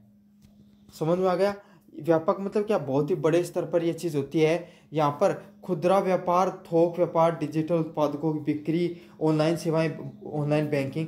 तो देखो मैं आपको सीधा समझा देता हूँ, ई कॉमर्स क्या होगा, एक छोटा सेक्टर नहीं है। जैसे आप बाज़ार में जाते हो ना तो वहाँ पर 10 प्रकार की दुकानें देखते हो, ऐसे ही ई कॉमर्स में भी आपको 10 प्रकार की चीज़ें देखने को मिलती हैं। तो यहाँ पर डिजिटल जो प्रोडक्ट होते हैं, जैसे ऑनलाइन सेवाएँ हो गई, आप ऑनलाइन कोई भी कार्य करवा सकते हो। जैसे पढ़ रहे हो आप, ऑनलाइन हॉस्पिटल की सेवाएं भी आने लगी हैं आजकल। तो हर प्रकार की सेवाएं हैं वो ऑनलाइन उपलब्ध होती हैं। ऑनलाइन बैंकिंग तो होती है, UPI के माध्यम से डेबिट आप अपना रुपयों का ट्रांजैक्शन कर सकते हो, नेट बैंकिंग यूज कर सकते हो। शिक्षा व हेल्थ केयर जैसी सेवाएं भी आज के समय आपको ऑनलाइन क्षेत्र में मिल जाती हैं। तो यही है जो ई कॉमर्स है, उसकी प्रमुख जो स्कोप है, क्षेत्र है, वो यही होते हैं। तो अब यही प्रश्न है ना, ई कॉमर्स की प्रमुख स्कोप क्या है, ये प्रश्न आपका क्या आ सकता है, निम्नदातक में आ सकता है। तो अगर आपको थोड़ा बहुत भी पता है तो क्या कर दोगे, आप जरूर से लिख दोगे। तो इसलिए आपको वीडियो को पूरा देखना है। अगले वाले प्रश्न की बात करूं, ई कॉमर्स आधारित गतिविधियों के कुछ उदाहरण दीजिए। तो ई कॉमर्स आधारित गतिविधियों के कुछ उदाहरण हैं, जैसे कि अमेजोन हो गया, ई बिल बुकिंग हो गया, ऑनलाइन टिकट बुकिंग हो गया, IRCTC हो गया, डिजिटल पेमेंट पेटीएम जैसी नेट बैंकिंग व ई बैंकिंग की सुविधाएं हैं। तो ई कॉमर्स आधारित कुछ सेवाओं की, जैसे मैंने पहले नाम बताया था आपको, अमेजोन हो गया, फ्लिपकार्ट हो गया, आपका IRCTC हो गया, पेटीएम हो गया, फ़ोनपे हो गया, नेट बैंकिंग हो गया, जितनी भी सेवाओं का उपयोग आप ऑनलाइन तरीके से करते हो, यूट्यूब हो गया, तो ये सब चीज़ें क्या किस में आती हैं? ई कॉमर्स आधारित गतिविधियों में आती हैं। 4 नंबर प्रश्न की बात करें, ई कॉमर्स के तकनीकी घटक, टेक्निकल कंपोनेंट कौन से हैं? तो ई कॉमर्स के तकनीकी घटक कौन से हैं? तो ई कॉमर्स के तकनीकी घटक हैं वेब सर्वर।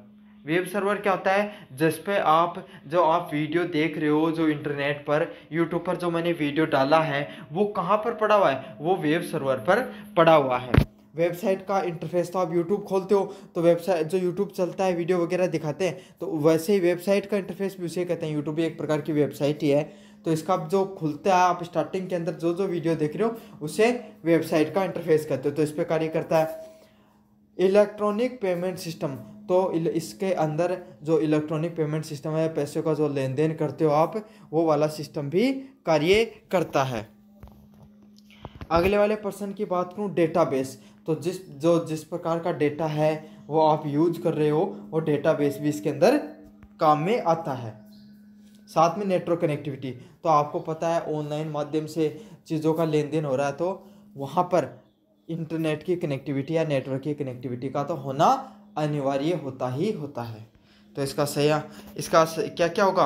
जो टेक्निकल कंपोनेंट, तकनीकी घटक क्या होते हैं? वेब सर्वर, वेबसाइट का interface, electronic payment system, database, network connectivity है। ये सारे के सारे क्या होंगे? तकनीकी घटक होंगे। ये प्रश्न भी बहुत महत्वपूर्ण है, आपको देखने को मिलेगा। ई कॉमर्स के प्रमुख अनुप्रयोग क्या होते हैं? तो ई कॉमर्स के प्रमुख अनुप्रयोग मतलब ई कॉमर्स के आपको बताना है कि भाई क्या क्या कार्य होते हैं ई कॉमर्स के। तो ई कॉमर्स के प्रमुख कार्य होते हैं ई टिकटिंग करना, मतलब ऑनलाइन तरीके से आप जो टिकटों को बुक कर लेते हो, वही ई टिकट के नाम से जाना जाता है।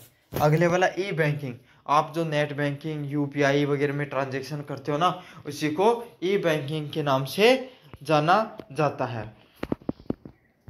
अगले वाला प्रश्न, ई एजुकेशन। ई एजुकेशन मतलब आप ऑनलाइन तरीके से जो मेरे से पढ़ रहे हो, उसी चीज़ को ई एजुकेशन के नाम से जाना जाता है। ई गवर्नेंस, तो ई गवर्नेंस क्या होती है? आप SSO ID पर गए, वहाँ पर आपने कोई फॉर्म भरा, SSO ID पर आप जाकर आप कोई भी पोर्टल में जाकर अपना छात्रवृत्ति स्कॉलरशिप ले सकते हो। वहाँ पर ही आप क्या कर सकते हो? कोई आपका किसान निधि आती है, उसको कर सकते हो। तो जो ऑनलाइन आप सरकारी सेवाओं का लाभ लेते हो कोई भी पोर्टल पे जाकर, उसको ई गवर्नेंस के नाम से जाना जाता है। अगले वाला क्या? और ऑनलाइन कस्टमर सपोर्ट आदि शामिल है। तो इसमें क्या होता है? जो ऑनलाइन रूप से जो कस्टमर की जो सपोर्ट मिलती है, भाई अगर आपको आपने अमेजोन से कोई चीज़ खरीदी, फ्लिपकार्ट से कोई चीज़ खरीदी, सही नहीं आई, तो आप क्या करते हो? कस्टमर केयर वगैरह से बात करते हो, वापस भी रिटर्न भी कर सकते हो। तो यही होती है कस्टमर सेवाओं का सपोर्ट आना। ये सब चीज़ें क्या है? ई कॉमर्स के प्रमुख अनुप्रयोगों में से हैं। ई कॉमर्स फ्रेमवर्क क्या होता है? तो ई कॉमर्स का फ्रेमवर्क संरचना है जो ई कॉमर्स के संचालन को क्या बनाती है? सक्षम बनाती है।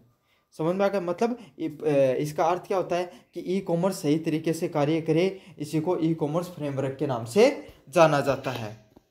इससे क्या होगा? एप्लीकेशन सर्वर, जो एप्लीकेशन सर्वर होता है वो अच्छे से कार्य करता है। कस्टमर का जो इंटरफेस होता है, जो कोई भी कस्टमर जो इसको यूज कर रहा है।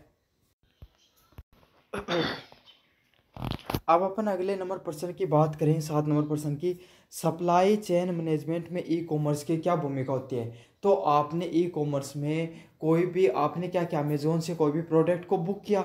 अब क्या होगा? आपने तो बुक कर दिया, लेकिन जिसको बुक किया है, जिस दुकान वाले से आपने बुक किया है, आप तो सिर्फ बुक करते हो, लेकिन जिस दुकान वाले ने उसको रजिस्टर कर किया है, उसके पास मैसेज जाएगा, वो पैक करता है, फिर वो सामान इकट्ठा होकर अमेजोन के वेयर हाउस में जाता है कि भाई वो चेक करते हैं कि सही गया नहीं, सही प्रोडक्ट है नहीं है। फिर वहाँ से होकर आपके जो सब एड सेंटर होता है वहाँ पर आता है, फिर आपके गांव में या फिर आपके जो पास में शहर वहाँ पर आता है, फिर आपके पास डिलीवरी बॉय देकर जाता है। तो ये सारा का सारा क्या तरीके, ये सारी चीज़ क्या है? इसे ही सप्लाई चेन के नाम से जाना जाता है। तो ई कॉमर्स में जो सप्लाई चेन है ये तेज़ होनी चाहिए, पारदर्शी और कुशल बनाती है। तो जो ई कॉमर्स होता है इसमें जो सप्लाई चेन होती है ये उस जो प्रक्रिया होती है उसको क्या बनाती है, उस प्रक्रिया को तेज़ और कुशल बनाने का, पारदर्शी बनाने का कार्य होता है। इसमें उत्पाद tracking, order management, equity control व ग्राहक सेवाएं बेहतर होती है। तो इसमें क्या होता है, जो उत्पाद की जो ट्रैकिंग होती है, भाई ऐसे पता चलता है ना आपको कि ये उत्पाद है वो चल गया है, तो इतने दिनों में आपके पास पहुंच जाएगा। तो यही सब चीज़ें होती है उत्पाद की ट्रैकिंग, ऑर्डर और मैनेजमेंट से ग्राहक की सेवाएं क्या होती है और बेहतर बनती है। इन सब चीज़ों से भाई आपको पता रहता है कितने दिन में प्रोडक्ट पहुंचने वाला है, तो इससे ग्राहक की जो सेवाएं हैं वो भी बेहतर रहती हैं। 8 नंबर पे प्रश्न है, शुद्ध ऑनलाइन व्यापार, प्योर ऑनलाइन और ब्रिक्स क्लिक व्यवसाय में क्या अंतर होता है। तो प्योर ऑनलाइन होता है जो प्योर ऑनलाइन व्यापार वो होते हैं जो सिर्फ ऑनलाइन रूप से ही व्यापार आपके पास संचालित होते हैं, जैसे अमेजोन हो गया, फ्लिपकार्ट हो गया, ये सब क्या है, प्योर ऑनलाइन के उदाहरण होते हैं। अगले वाले की बात करूँ, ब्रिक्स क्लिक क्या होते हैं, व्यवसाय में ऑनलाइन के साथ भौतिक स्टोर जैसे रिलायंस मार्ट व जियो मार्ट जैसे होते हैं, जो ऑनलाइन भी मिलेंगे प्लस ऑफलाइन भी आपको देखने को मिलते हैं। तो इसे कहा जाता है ब्रिक्स एंड क्लिक जो बिजनेसेस होते हैं, तो दोनों जगह उपलब्ध होते हैं। तो अब ये हो गया आपकी यूनिट नंबर फर्स्ट ख़त्म। तो काफ़ी बच्चों का सवाल रहता है कि सर हमारे पास तो ये जो ई कॉमर्स है इसकी सीरीज़ नहीं है, हम कहाँ से चीज़ों को रिवाइज करें। तो आपको इस वीडियो के देखने के बाद में मैं 2 चीज़ें दूंगा। एक तो मैं आपको मेरी प्लेलिस्ट का लिंक दे रहा हूँ डिस्क्रिप्शन में, वहाँ पर जाना है और आपको ई कॉमर्स से संबंधित 2 वीडियो डाले हुए हैं मैंने। एक तो ये अपलोड होगा, इससे पहले और थ्योरी की क्लास डाली हुई है मास्टर क्लास के नाम से, वो देख लेनी है। दूसरी बात, आपको मैं टेलीग्राम चैनल का लिंक दे रहा हूँ। टेलीग्राम चैनल पे आपको जैसे क्लिक करोगे उस लिंक पर तो आप पहुँच जाओगे टेलीग्राम चैनल पे। आप देखो उसका वहाँ जाने का क्या फ़ायदा होता है। तो आप जैसे टेलीग्राम पे पहुँचोगे आप पहुँच जाओगे हमारे जो टेलीग्राम चैनल है, यहाँ पर देख सकते हो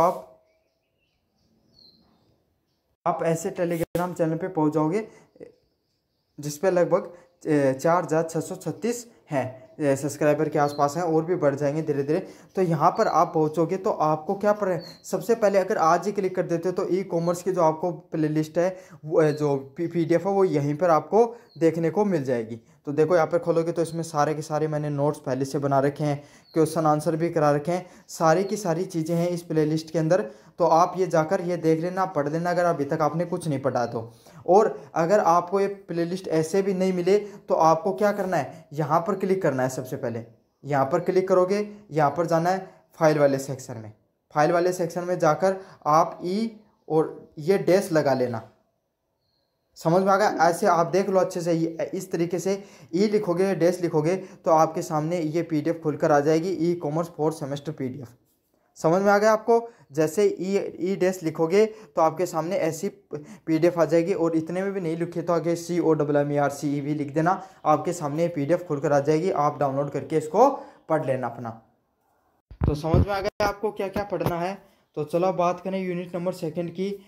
ऑनलाइन व्यवसाय की योजना, ऑनलाइन प्लानिंग ऑनलाइन बिजनेस का क्या अर्थ होता है। तो कोई भी ऑनलाइन बिजनेस शुरू करने से पहले आप योजना बनाते हो तो उसका क्या अर्थ होता है। तो उसका अर्थ होता है, ऑनलाइन बिजनेस का अर्थ है कि भाई कोई भी आप ऑनलाइन बिजनेस शुरू करके तो उसका पहले से प्लानिंग बनाओगे कि मुझे अपने बिजनेस में क्या क्या चीज़ें रखनी है, कौन कौन से मेरे ग्राहक होंगे, कौन सी तकनीकों का मुझे प्रयोग लेना है, कौन सी क्या क्या मेरी आवश्यकताएं होने वाली है। तो यही है कि ऑनलाइन बिजनेस शुरू करते हो तब आप हर चीज़ का ध्यान रखते हो कि मेरे जो ग्राहक कौन है, कौन सी तकनीक का मैं प्रयोग करूँगा और कौन सी आवश्यकताएं व रणनीति बनानी है। साथ ही साथ इंटरनेट के माध्यम से उत्पाद या सेवाओं को सफलतापूर्ण बेचा जा सके, ताकि जो इंटरनेट है उसके माध्यम से जो जितने भी प्रोडक्ट हैं उनको सही से आप बेचा जा सके। अगर आपको पता हो कि मेरे ये ग्राहक होंगे, मुझे ऐसा प्रोडक्ट बेचना है, सारी चीज़ें प्लानिंग से करोगे तब आपके पास और ज़्यादा लोग आएंगे। अगले वाला प्रश्न है, इंटरनेट की प्रकृति और उसकी गतिशीलता, nature and dynamics of internet क्या होता है। तो इंटरनेट आपको पता है एक व्यावसायिक नेटवर्क होता है जो लगातार विकसित हो रहा है।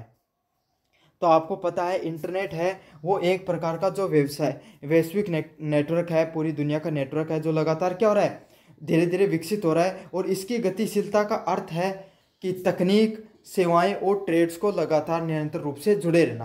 तो यही है, इंटरनेट है पूरी दुनिया से जुड़ा हुआ है और इसका जो तकनीक है, सेवाएं हैं, वो लगातार जुड़ी होती हैं, जैसे मोबाइल इंटरनेट, क्लाउड कंप्यूटिंग और सोशल मीडिया।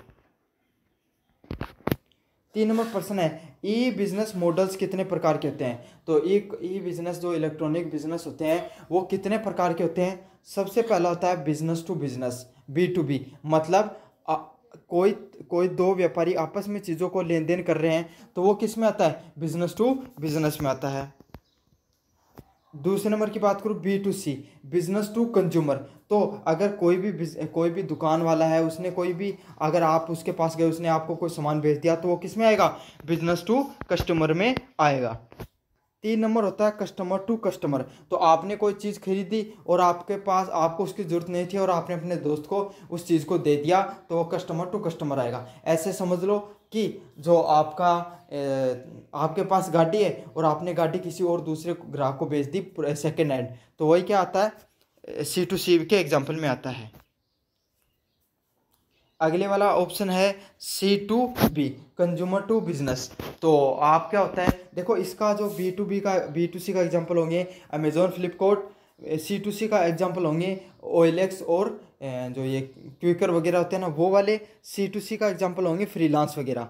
तो इसमें क्या होगा, C2B में जो जैसे कि आपको पता है, मुझे क्या होता है, कंटेंट बनाने की ज़रूरत पड़ती है, PDF वगैरह या वीडियो में एडिटिंग वगैरह की ज़रूरत पड़ती है।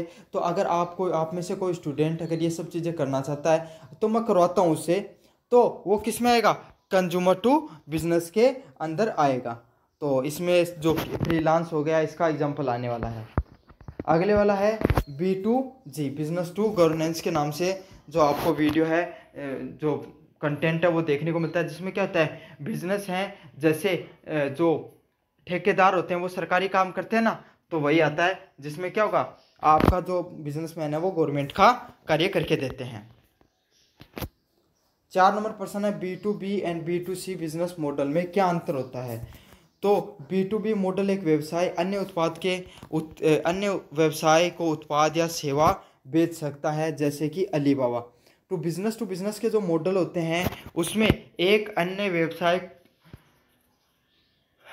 बिजनेस टू बिजनेस में क्या होता है कि एक अन्य व्यवसाय दूसरे अन्य व्यवसाय को अपने प्रोडक्ट्स को बेच सकता है, उसी को बिजनेस टू बिजनेस के नाम से जाना जाता है। और इसका उदाहरण क्या है, अलीबाबा नामक कंपनी है। ये भी अमेजोन, फ्लिपकार्ट की कंपनी है जो कहाँ पे चलती थी, जो चाइना में चलती थी। B2C, बिजनेस टू कंज्यूमर, तो इसमें क्या होता है, आप सीधे ग्राहक को अपने उत्पाद को बेच सकते हो, उसे B2C के नाम से जाना जाता है, जैसे अमेजोन और फ्लिपकार्ट। 5 नंबर प्रश्न है, C2C और C2B बिजनेस मॉडल के उदाहरण दीजिए। तो C2C क्या होगा, कस्टमर टू कस्टमर, तो ग्राहक वो आपस में लेन देन करते हैं, जैसे कि OLX हो गया, eBay हो गया, उसको किस नाम से जाना जाता है, C2C के नाम से जाना जाता है। जहाँ पर ग्राहक वो हैं वो आपस में ही चीज़ों का लेन देन कर लेते हैं, वहाँ पे क्या कहा जाता है, उसे C2C के नाम से जाना जाता है। जैसे OLX पे क्या करते हो, आप पुरानी चीज़ों को बेचते हो तो वहाँ पे एक कस्टमर और जिसको सेकंड हैंड चीज़ चाहिए वो खरीद लेता है, तो ये सही क्या कहता है, ग्राहक दूसरे ग्राहक से चीज़ें खरीद रहा है, उसे C2C के नाम से जाना जाता है। अगले वाले पर्सन की बात करूँ, C2B, कस्टमर टू बिजनेस, इसका उदाहरण क्या होगा, कस्टमर टू बिजनेस का इसका उदाहरण होगा ग्राहक व्यवसाय को सेवा या आइडिया देता है, जैसे कि फ्रीलांस वेबसाइट पर काम करना। तो C2B क्या होता है, कस्टमर टू बिजनेस, जो ग्राहक होता है ना वो बिजनेसमैन को आइडिया देता है कि आप अगर कोई भी बड़ी कंपनी को अगर कुछ वगैरह कोई काम कराना है, जैसे फ़ोटो एडिटिंग करानी है, तो वो क्या करेगा, एक लड़के को हायर कर लेंगे और वो क्या करे, उसके लिए काम करके देगा, उसे फ्रीलांसर के नाम से जाना जाता है। आपने भी काफ़ी बार फ्रीलांसिंग का नाम सुना होगा। 6 नंबर प्रश्न है, वेबसाइट डिज़ाइनिंग में किन बातों का ध्यान रखना चाहिए। तो कोई भी वेबसाइट डिज़ाइन कर रहे हो उसमें किन बातों का ध्यान करना चाहिए। तो वेबसाइट डिज़ाइन में आपको जो उपयोग करेगा उसको अच्छा एक्सपीरियंस होना चाहिए, उसको अच्छा अनुभव होना चाहिए, जब वो देखे तो उसको देखने में अच्छी लगनी चाहिए वेबसाइट। उसका इंटरफेस है जो देखने में क्या होना चाहिए, आकर्षक होना चाहिए। नेविगेशन में आसानी मिलनी चाहिए उस सामने वाले व्यक्ति को। मोबाइल फ्रेंडली डिज़ाइन होना चाहिए उसका, और तेज़ लोडिंग टाइम होना चाहिए। तो कोई भी आप वेबसाइट डिज़ाइन करवाते हो उसमें जो सामने वाला है उसको अच्छा अनुभव आना चाहिए जब वो उस वेबसाइट को चलाए। उसका इंटरफेस है, इंटरफेस भी बढ़िया होना चाहिए, चलाने में आसानी होनी चाहिए। तो ये सारी चीज़ें कोई भी वेबसाइट में होनी चाहिए। अगले वाला प्रश्न है, ऑनलाइन व्यवसाय के लिए आवश्यकताओं का मूल्यांकन कैसे किया जाता है।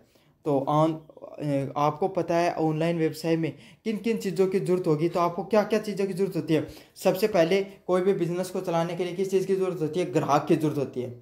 फिर आप किस चीज़ का ध्यान रखते हो, कंपटीशन, मतलब भाई अगर आप कोई ऐसा प्रोडक्ट बेच रहे हो जिसमें कम कंपटीशन आप ही बेच रहे हो तो क्या होगा, तो आपको ज़्यादा बेनिफिट होगा। और ऐसा प्रोडक्ट बेच रहे हो जिसमें ज़्यादा कंपटीशन है तो क्या होगा, आपको पता आपका प्रोडक्ट बिके तो होगा लेकिन कम बेचने के चांसेस है, क्योंकि उसमें आपसे बड़े प्लेयर पहले से बैठे होंगे।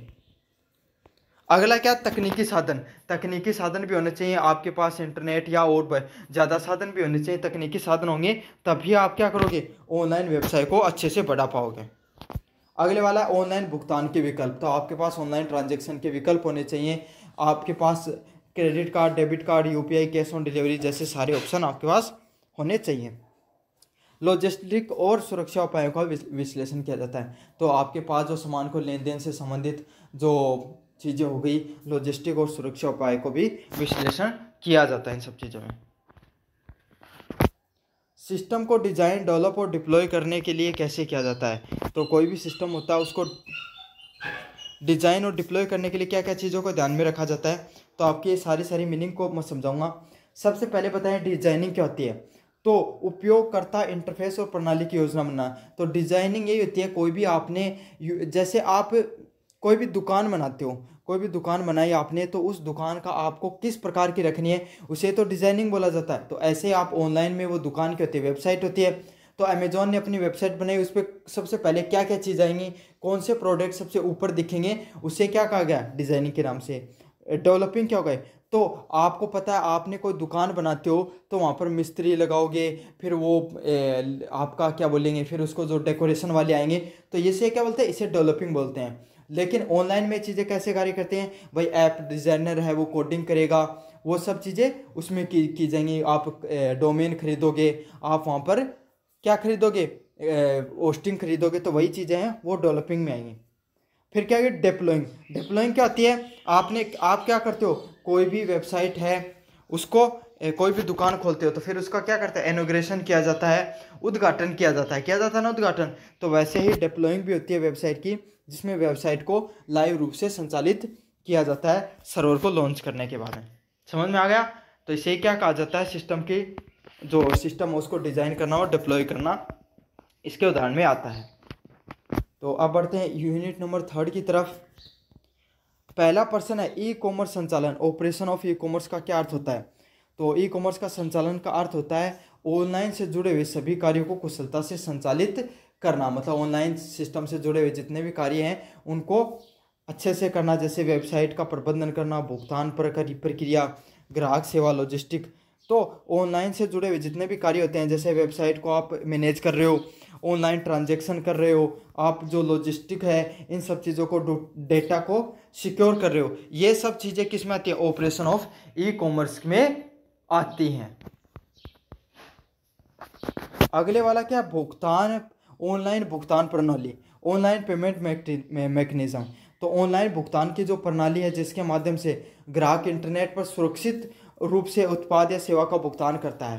तो जो ऑनलाइन भुगतान प्रणाली है जिसमें कोई व्यक्ति है वो सही से अपने उत्पाद को क्या करता है, ऑनलाइन पेमेंट करता है, उसी को क्या कहा जाता है, ऑनलाइन पेमेंट मैकेनिज्म के नाम से जाना जाता है। जिसमें क्या आते हैं, क्रेडिट कार्ड से आप ट्रांजैक्शन करते हो, यूपीआई से ट्रांजैक्शन करते हो, नेट बैंकिंग से आप ट्रांजैक्शन करते हो, वो सब किस में आते हैं, ई वॉलेट से करते हो, वो किस में आते हैं, ऑनलाइन पेमेंट मैकेनिज्म के अंतर्गत आते हैं आपके सारे।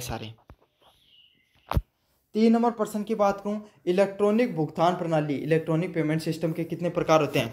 तो इलेक्ट्रॉनिक भुगतान प्रणाली के आपके कितने सिस्टम होते हैं, 2 प्रकार की होती है आपकी इलेक्ट्रॉनिक पेमेंट सिस्टम। पहला है क्रेडिट कार्ड व डेबिट कार्ड। तो आपको पता है ऑनलाइन ट्रांजैक्शन आप क्रेडिट कार्ड व डेबिट कार्ड से कर सकते हो, नेट बैंकिंग से कर सकते हो, आपको यूपीआई से यूनिफाइड पेमेंट इंटरफेस से कर सकते हो, है ना। मोबाइल वॉलेट, फ़ोन पे हो गया, गूगल पे हो गया, इनसे कर सकते हो। और क्रिप्टो करेंसी से कर सकते हो, जहाँ पर क्रिप्टो करेंसी लीगल होती है और ट्रांजेक्शन जहाँ पर अलाउ होते हैं और देश एक्सेप्ट करते हैं आपके। समझ में आ गया आपको। अगले वाला पर्सन है भुगतान गेटवे। पेमेंट गेटवे क्या होता है? तो भुगतान गेटवे एक मध्यम, देखो पेमेंट गेटवे क्या होता है, आपने कोई भी फ़ोन पे पर अपने दोस्त को रुपए भेजा तो आपने तो सिर्फ क्लिक किया और सामने वाले के पहुंच गया, लेकिन ऐसा नहीं होता है। उसमें क्या होता है, उसमें सबसे पहले आपने जब उसके पास क्लिक करोगे तो उसका मैसेज है वो किसके, सैटेलाइट के थ्रू बैंक वालों के पास जाता है, गेटवे के थ्रू। तो उससे पास होता है तो पहले वो ये चेक करता है कि यह ट्रांजेक्शन हो रहा है, ये लीगल है या नहीं है। फिर बैंक वाले उसको यस कर देते हैं कि हाँ भाई कर सकते हो, मेरा ही ग्राहक है। तो फिर वो वही गेटवे उसको लेकर जाता है कहाँ पर, जो दूसरे वाले के प्लेटफॉर्म पर, उस पर डिप्लॉय कर देता है।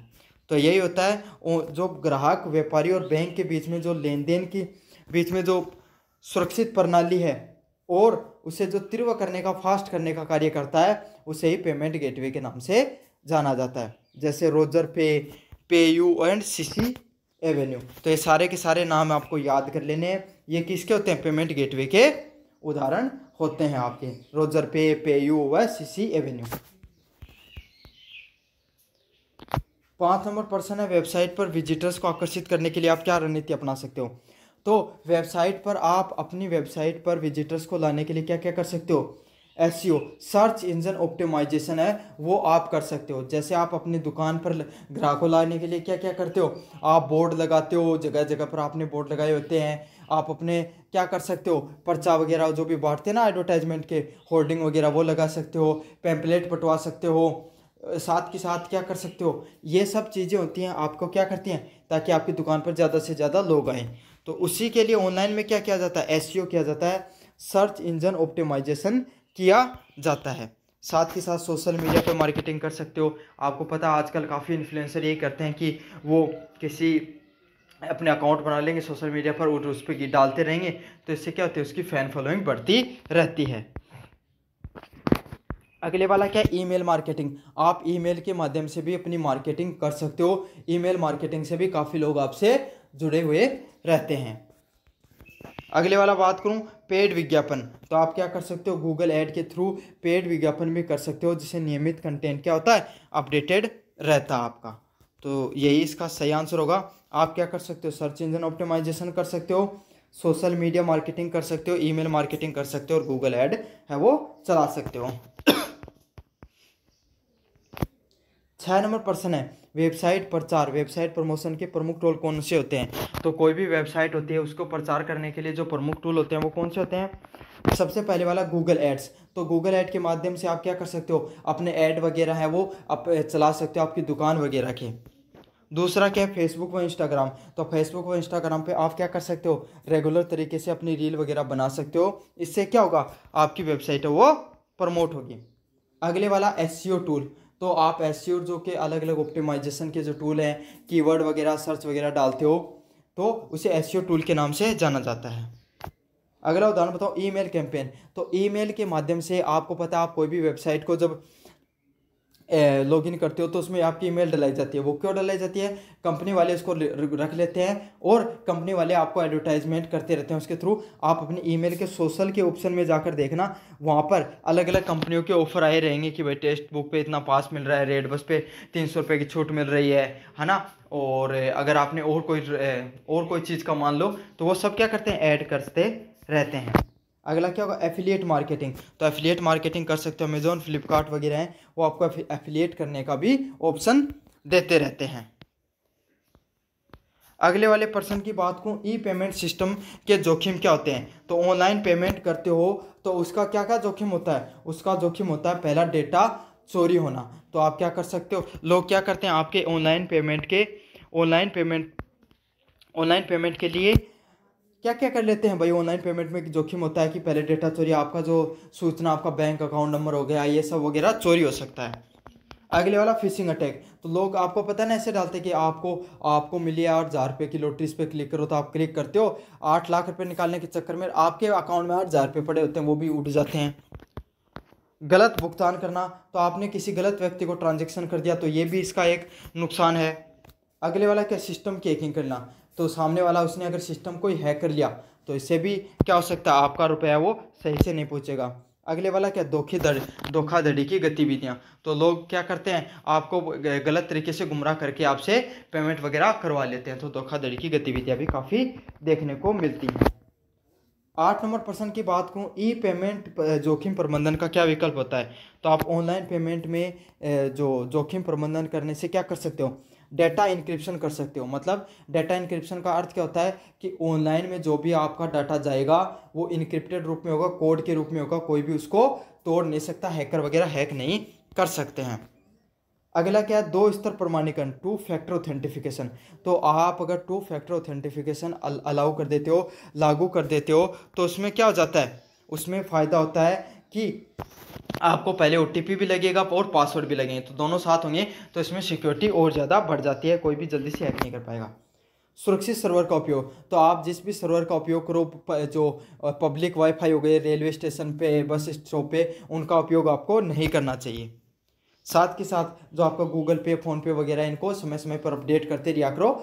इससे क्या होता है, बग वगैरह नहीं आते, वायरस वगैरह नहीं आते हैं। अगला क्या, धोखाधड़ी पहचान सिस्टम, फ्रॉड डिटेक्शन सिस्टम, उसका भी पता चलता है।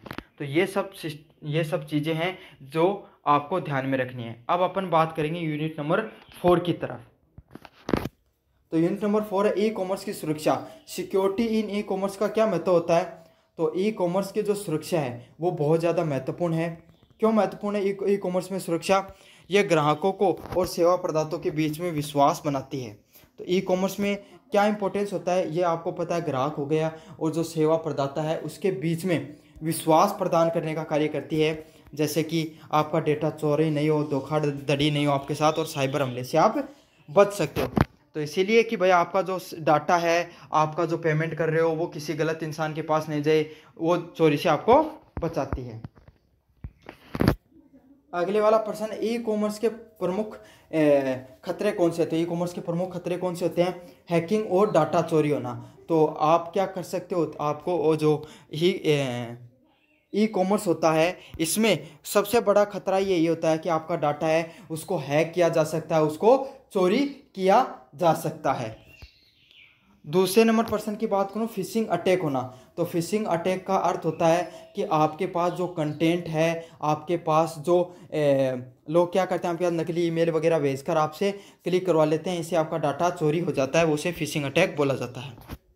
अगला, वायरस और मॉलवेयर। तो आपको पता है लोग वायरस और मॉलवेयर डाल देते हैं, जो एप्लीकेशन ऐप वगैरह होते हैं उनमें बग आ जाते हैं। तो इससे क्या हो जाता है, लोगों का जो पैसा वगैरह है, या लोगों की ट्रांजैक्शन तो करते हैं किसी और के पास है, लेकिन वो किसी और के पास जाता है, हैकर के पास चला जाता है। अगले वाला, पहचान की चोरी, आइडेंटिटी थेफ्ट। तो लोग क्या होते हैं, आपको जैसे ऐसे कहते हैं कि भाई एक आपका व्हाट्सएप पे आपके पास मैसेज आया कि मेरा नाम तो आपके दोस्त का मैसेज आया कि मेरा नाम तो वो है और मैं इस परेशानी में पड़ गया, तो आप मेरे पास 5,000 रुपये इस नंबर पे भेज दो। और आप गलती से भेज देते हो, पता चलता है वो तो आपके दोस्त ने नहीं, किसी और ने आपकी ID हैक करके आपके पास करवा लिया है। तो उसे आइडेंटिटी थेफ्ट के नाम से जाना जाता है। अगले वाला, फर्जी वेबसाइट और धोखाधड़ी। तो काफ़ी वो लोग क्या करते हैं, जो जैसे अमेज़ोन की फर्जी वेबसाइट बना ली, वहाँ पे गलत प्रोडक्ट को आपको दिखाया कुछ और भेज दिया कुछ। तो ऐसे ही होता है, फर्जी वेबसाइट और धोखाधड़ी के भी मामले देखने को मिलते हैं। 3 नंबर प्रश्न है, क्लाइंट व सेवा प्रदाता कैसे सुनिश्चित की जाती है। तो क्लाइंट और जो सेवा है, जो आपको सर्विसेज प्रोवाइड करा रहे हैं, इनके बीच में उनकी सुरक्षा किस प्रकार से होती है। तो उसके लिए आपको किस किस चीज़ों का ध्यान रख सकते हो। सबसे पहले SSL सर्टिफिकेट का उपयोग करना, कि भाई जो एक सर्टिफिकेट होता है SSL नाम का, उस सर्टिफिकेट का आप उपयोग करो, उसका उपयोग करोगे तो इससे क्या होगा, उसके SSL सर्टिफिकेट से जो वेबसाइट होती है वो ऑथेंटिफाइड होती है। अगले वाला प्रश्न है, पासवर्ड सुरक्षा और OTP का प्रयोग करना। तो आपको क्या करना होता है, पासवर्ड की सुरक्षा करनी होती है, पासवर्ड की सुरक्षा के साथ OTP भी लगाना होगा। तो क्या होगा, डबल वेरिफिकेशन हो जाएगा और आपका डाटा वो ज़्यादा सुरक्षित रहेगा। अगला, आप क्या कर सकते हो, फायरवॉल एंटीवायरस का प्रयोग कर सकते हो। तो फायरवॉल और एंटीवायरस का भी उपयोग कर सकते हो, इससे भी डाटा आपका ज़्यादा सुरक्षित रह सकता है। अगले वाला पॉइंट है, डाटा इंक्रिप्शन। तो आप अपना डाटा है वो कोड के रूप में इनक्रिप्ट करके रख सकते हो, इससे आपका डाटा है वो हमेशा सुरक्षित रहने वाला है। 4 नंबर प्रश्न, उपयोगकर्ता प्रणाली प्रमाणीकरण प्रणाली। तो उपयोगकर्ता है जो यूज कर रहा है जो सिस्टम को, उसके जो प्रमाणीकरण की जो प्रणाली है वो सही होनी चाहिए। 4 नंबर के प्रश्न की बात करें, आईटी एक्ट 2000, मतलब आईटी एक्ट 2000 का मुख्य उद्देश्य क्या होता है? ये भारत में इलेक्ट्रॉनिक लेन देन की वैधता को बढ़ाता है। तो भारत में जो इलेक्ट्रॉनिक ट्रांजैक्शन हो रहे हैं उसकी जो वैधता है, उसका जो आपको उसके क्या क्या फ़ायदे हैं उसको बढ़ाएगा। और साइबर अपराध की रोकथाम व नियंत्रण के लिए कानूनी ढांचा देता है। तो आईटी एक्ट 2002 का क्या कार्य है? यह आपको साइबर अपराध व रोकथाम के लिए पूरा कानूनी ढांचा आपको प्रदान करता है कि कोई भी लेन देन में फ्रॉड हो गया, और अगर कोई भी आपके पास आपका जो ऑनलाइन ट्रांजैक्शन किया उसमें फ्रॉड हो गया, तो उन सब चीज़ों पे आप कानूनी रूप से साइबर क्राइम में, साइबर पुलिस को आप इन्फॉर्म कर सकते हो। वो किसके थ्रू कर सकते हो? कौन से कानून के थ्रू? आईटी एक्ट 2000 के थ्रू कर सकते हो। जैसे आईपीसी की धाराएं होती है ना, अगर आपने किसी का क्राइम किया तो वैसे ही इंटरनेट से संबंधित आईटी एक्ट 2000 होता है। और याद रख लेना, वर्तमान समय में आईटी एक्ट 2008 लागू है। इसमें अमेंडमेंट कर दिया गया था। इसमें क्या बोलते हैं अमेंडमेंट को? 5 नंबर प्रश्न है, आईटी अधिनियम 2000 के अंतर्गत कौन सी अपराध ऑफेंसेस शामिल होते हैं? तो कौन से ऑफेंसेस अपराध शामिल होते हैं? हैकिंग। तो हैकिंग है वो क्या होता है? आप अगर आईटी एक्ट के तहत अगर हैकिंग करते हो तो आप एक प्रकार का अपराध कर रहे हो। कोई भी व्यक्ति का डाटा चोरी कर रहे हो तो भी आप एक प्रकार का अपराध कर रहे हो।